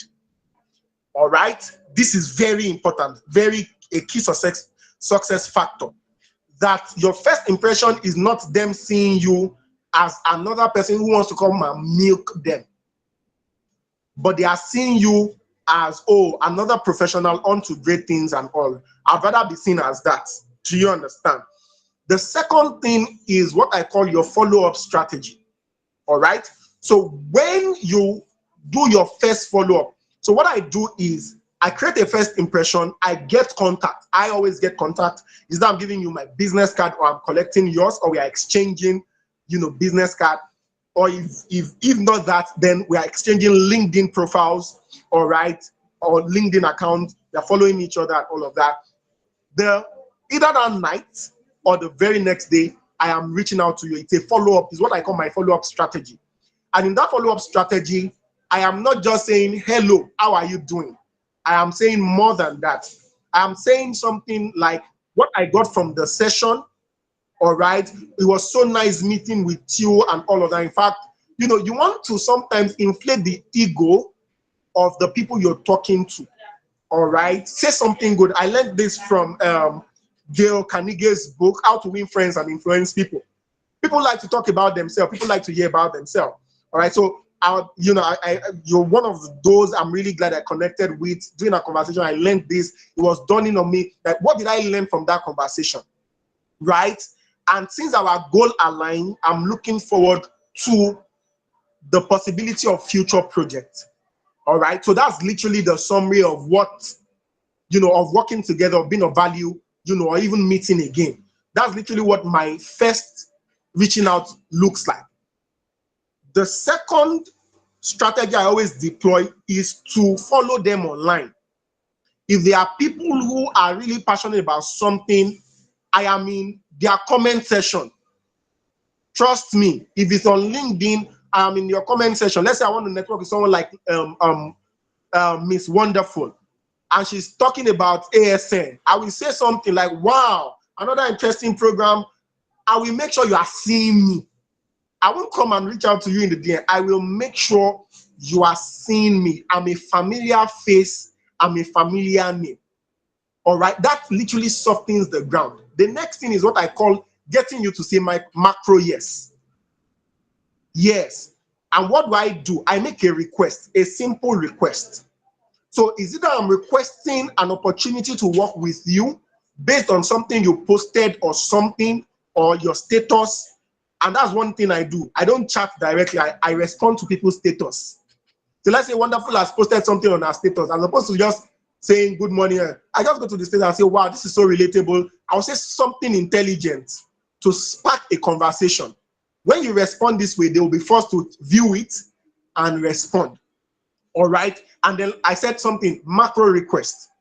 And what's the macro request? Oh, Miss Wonderful, you know, being inspired by your work, I'm putting together a program that addresses X, Y, Z, that is your specialty. All right. I'd like to confirm your availability. I'd like to have your expertise, your experience. I want you to come share with us and all of that. People are more open to such opportunities, right? So the person will see it as, oh, this person is giving me his or her platform. Let me come and speak. Or I'm asking for an internship. In the early years, I asked for an internship opportunity. I can see that you're trying to achieve this and this and this, and I can do it for free. Some people will say, oh, I don't have a space. But the truth is that if you do it consistently, there are people who will oblige you. So when you practice this macro yes, you will see that people will eventually warm up. And then when you finally have physical proximity, and then you can even take, at my own stage, networking is at an advanced level. And at an advanced level means I have a budget, a monthly budget for networking. So literally, if I want to connect with, you know, Wonderful, I can say, oh, I'm working on something, right? I'm working on something, and I would literally love your input on this project. Is it okay to, you know, schedule a meeting with you? Let's just go, you know, get lunch or something, right? Or, you know, bills on me or something like that, depending, right? I want to pick your brain. Many people are open to such, right? So that's how to go about it. So you are not in a hurry to get them to warm up to you. You are never be in a hurry. Take it one step at a time. Get them to say yes. Get them to see you. They are launching something. You know, someone I tried to connect with recently for mentorship. I bought that man's book like mad. Ah, Jesus. If he said, I am writing a conference, I'm there. I am doing this. I just wanted to ensure that he's seeing me. All right. And eventually, you know, at the third level, when we finally met, you were like, Adeolu, please come. No, let him through. Do you understand? Because I've had multiple touch points. So approach your networking like a salesman. You don't expect your prospect to convert at the first instant. So you want to create multiple valuable touch points with that person till the ground is softened and you can have, you know, conversation on a more personal level, or they are open to hearing you out. That's how I would go about it, and that's how I recommend that you go about it at all. Don't be in a hurry. Be result agnostic. all right, and then play your own cards right. Support what they are doing, and they will yield to you.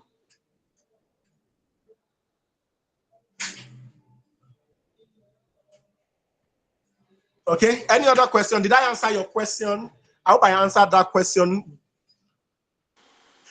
Yes. Apologies.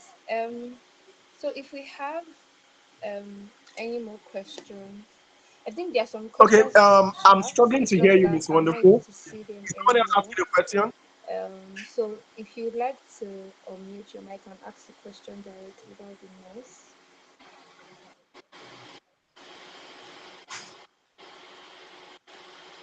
I know someone. Okay, I didn't get that. Is a question addressed to me? Yeah, so I was asking, so someone dropped, I think a few persons dropped their questions in the chat, but I cannot see the questions anymore. So I'm Oh, okay. asking Let me go over them then. Let me go over them. either Okay, way. somebody is saying, good afternoon, sir. My question is with regards to CV setting. I perceive this person means CV formatting. How do you format your CV? Okay, I can see someone else saying, I have a sort of complex CV, and honestly, everything seemed to be important. What's the best way to compress your CV so as not to lose the value? Okay. Okay. Let me see if there's any other question around CV. So that I can just take them at a go. Okay. Okay. So let me answer the CV related question. All right. So when it comes to your CV format, like the founder of this great platform and this great initiative, I said, resources will be shared with you. All right. That literally borders CV formatting, CV structuring, and all of that. Okay. But just to give a brief overview. All right. So your CV, what should be on your CV? Your name and then your description. So your name, your description. All right. So for example, Adeolu Iterogba, brand communications and marketing consultant. All right. That's your name and description. Depending on what they are recruiting for, right? Brand communications and marketing consultant, or brand communications and marketing manager. Depending if it's HR, you want to state it there. Adeolu Iterogba. Another thing you might want to add, if you have some really good programs, you might want to put Adeolu Iterogba and then put BSc, MSc, so, and all of that. All right. So that's the first thing, right? Your name in full. All right. The second is your contact address. All right. Where it can be seen. Okay. Phone number, email address, a professional email address, and then you want to put your location. And I've addressed this. Location should not be your full address. It should just be your city, your state, your country. Okay. Okay.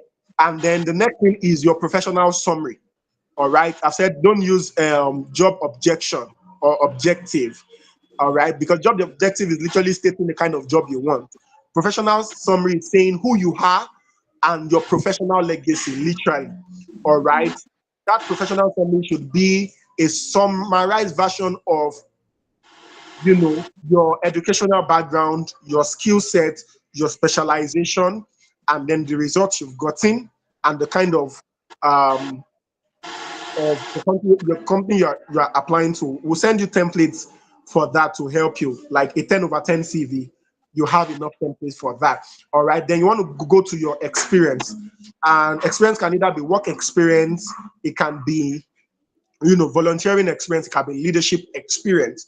Okay. And the format is from recent to the farthest. All right. Recency, you want to use recency effect, and you want to keep that style consistent, even in your education. Okay. So experience goes in next. All right. Depending on the formatting style or the design layout of your CV. So work experience, if you have more than 3, the truth is this, for that person who said you have a lot and it looks like removing something will water down, the truth is this, you can always leverage the most critical achievements. Let me put it that way. If you are like me, where upon graduation you've already worked with a number of organizations and you have some really key technical competence and achievement, your CV is permitted to span more than 1 page, but not more than 2 pages, provided you are certain that the things there are really, really needed. Because the truth is this, if we look at things carefully, right, if we look at some of our achievements carefully, we can always pinpoint the 20% that will matter the most in light of the job we are applying for. Keep it at that, right? Because the goal of the CV is just to get you to the interview. All those other things you want to say, you can go and say it at the interview. All right, so just put enough to sell you well, okay, to your recruiter or to the hiring manager. Because the last thing you want is to put a lot of mumbo jumbo in your first work experience, right? And then that's the end. All right, so this is what I would advise that person to do. If you have a lot of achievements and experiences at all, keep your achievements at maximum of 3 experiences. That's 3 different institutions. And then ensure that it is your very recent that you are buffing up. Maximum of, say, 5 to, in fact, maximum of 5. Don't do more than 5. Don't do more than 5. Your 5 best. And then the others can be 3. Or if you want to do more than, do max the very first experience, that's the most recent 7. And be sure those 7 are 7 solid, transferable and relevant experiences. And then, the other 2, keep it at 3, and then move on. There are other things you can leverage, quite honestly. Don't congest your CV. The simpler it is to scan through your CV and be sure you are the best fit, the better for you. All right? So I'm going to keep it at that. You can always, not all your achievements will be relevant, will hold as much water. It's a human illusion to think that all of our achievements should go on your CV. No. Stop them in order of relevance and impact, and then you are good to go. Okay, so I have someone here. Abigail is saying, I hope I answered the question from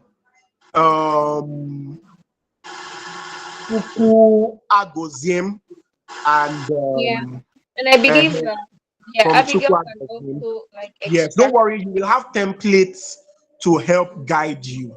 All right, you have templates that will guide you. All right, on this. So, and then you want to now put your education, and I spoke about that extensively during the session, education, certification, and then, in fact, before your education, you can put skill set. So it doesn't matter how you choose to, which one comes first. All right, so your skills can come before your education. Your education can literally be the very last thing in there. All right, but you want to ensure that your work experience is there, your skill set is there, your educational background is there. If you have courses, programs, affiliations, and all of that, that goes in next. All right, so those are the important things to put on your CV. Any other thing is too much. Passport, reference, all of those. You want to maximize space. Okay, you want to maximize space. Thank you very much, sir. And yeah, I think Abigail, you should be able to, like, from everything he has said about um the CV, you should be able to like know how to go about your cover letter, ensure that you're putting things that are relevant to the role that you. Yeah, I can see Abigail's question. So I've addressed this while speaking. All right. Yeah. But if I'm to give you one more, you said especially one that asks, who are you and why are you interested in this internship?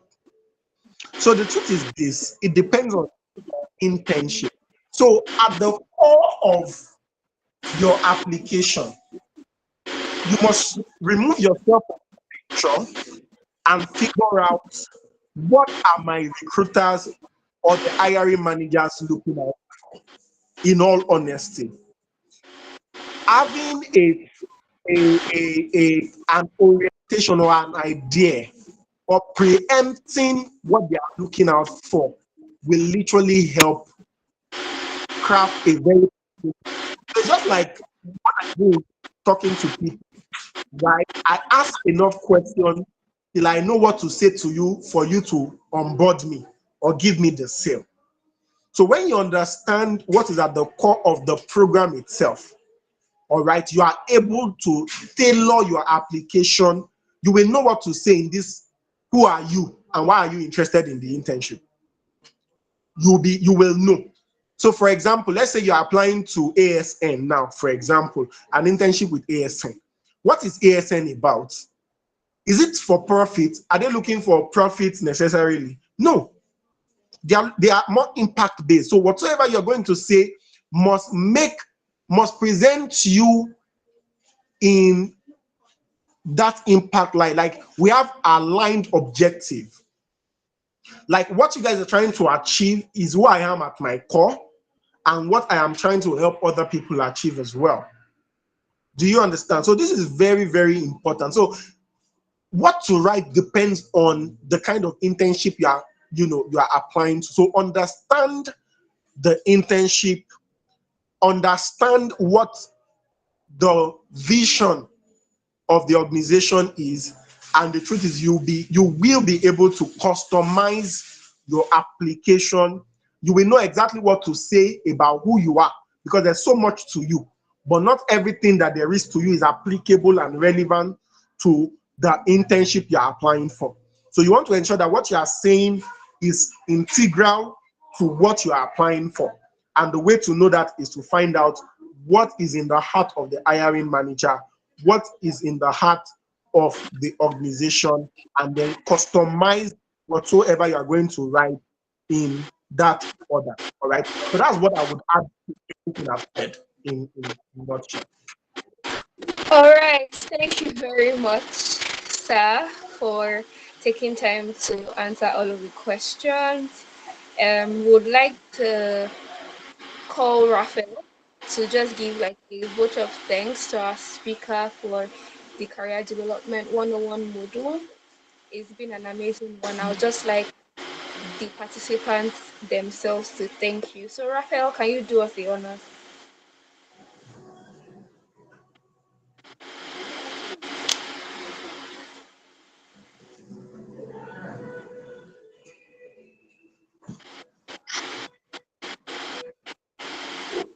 Okay. Did Raphael drop off the call already? Okay.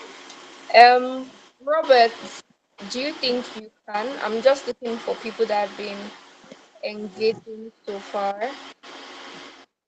Robert, Sorry, sorry, I thought you were speaking about because we're like two Rafaels on this call, I think.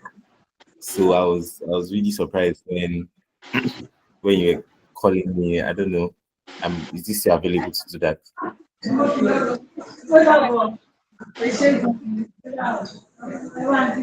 Can you hear me? yes, I can. I said you can go ahead. Okay. Thank you so much, sir, for an amazing session. It was really, really engaging.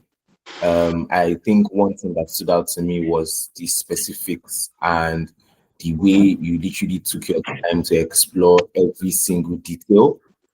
And it's really one of a kind. It's a one of a kind session because not every STEM professional has over 3 hours to offer young, upcoming corporate leaders to give that. I really, really appreciate it. And I think I'll be speaking. I'm sure this will also resonates with most of us that are on this call, that it was really, really an insightful session and a very impactful one. Thank you so much, sir. Really appreciate it. Yes. Thank you so much, Raphael, for that. Thank you to our speaker again. We really enjoyed Pleasure. So nice to be with you, and it's such a joy to be contributing to the amazing work at A. Thank you so much for having me. All right, it's been amazing. I have a good time.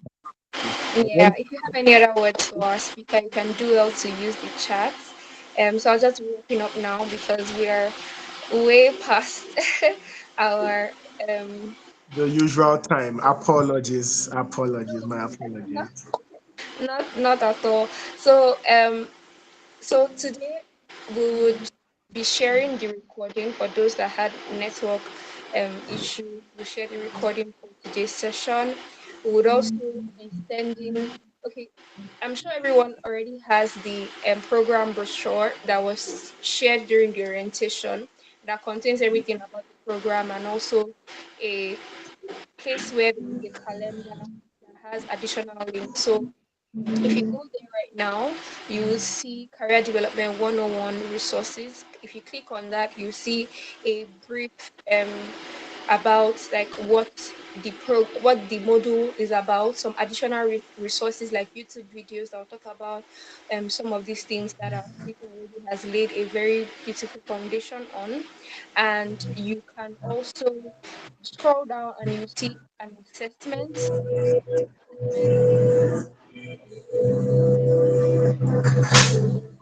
the assessment is basically to take action on everything you've learned. So you have to create a 5-year career plan using the SMART goals framework that was shared by our speaker. And you'd also need to update your resume based off of everything I've learned and also the additional resources that we'll be sharing from the speaker and also from our team. So we'll be sharing like examples of very good resumes, and you would be given that within between today and tomorrow. You'll be shared that will be shared via email and also on the WhatsApp group. So we'll not be taking our quiz today because of our time, but we'll do that as an icebreaker for our next session next week Saturday.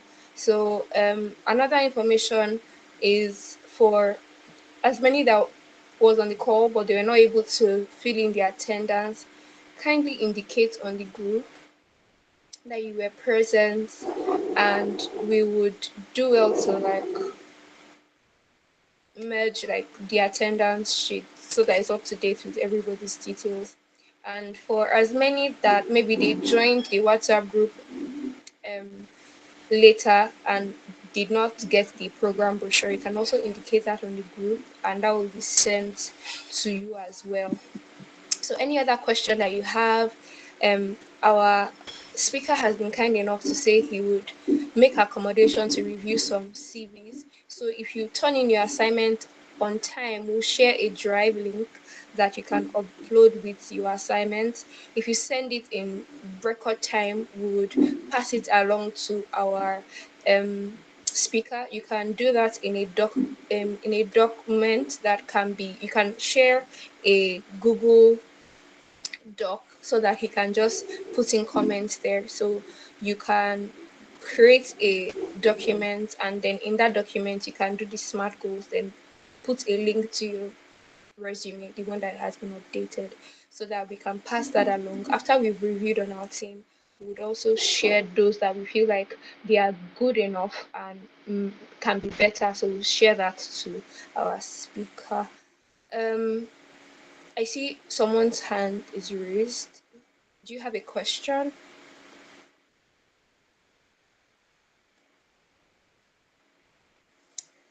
Let me see who that is. Abigail, do you have a question, please? Okay, I'll take that as a no. So thank you everybody for joining today's session. Remember that we'll be having our next session on Saturday. That's I think let me confirm. I think November 15th. Yeah, Saturday, November 15th, we'll be having our next session. Mastering communication, mastering corporate awareness and communication. So please ensure that you are there on time. Attendance will be taken promptly as soon as the session begins. To take an attendance, and at the end of the session again, we'll drop a form so that everybody that stays through to the end. Um, we apologize that we took longer than scheduled, and we hope to improve on that in the next session. Thank you so much, everyone, again for joining, and see you on Saturday next week. Thank you and bye. All right.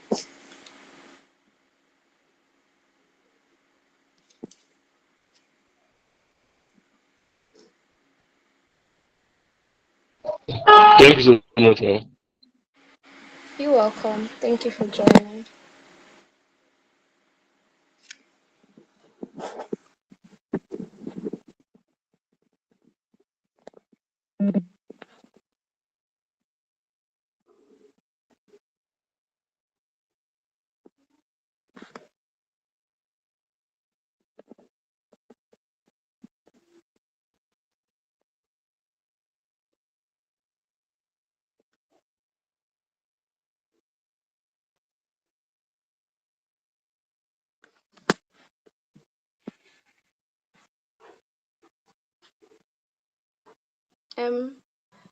Is there anyone on the programs that can help stop the recording?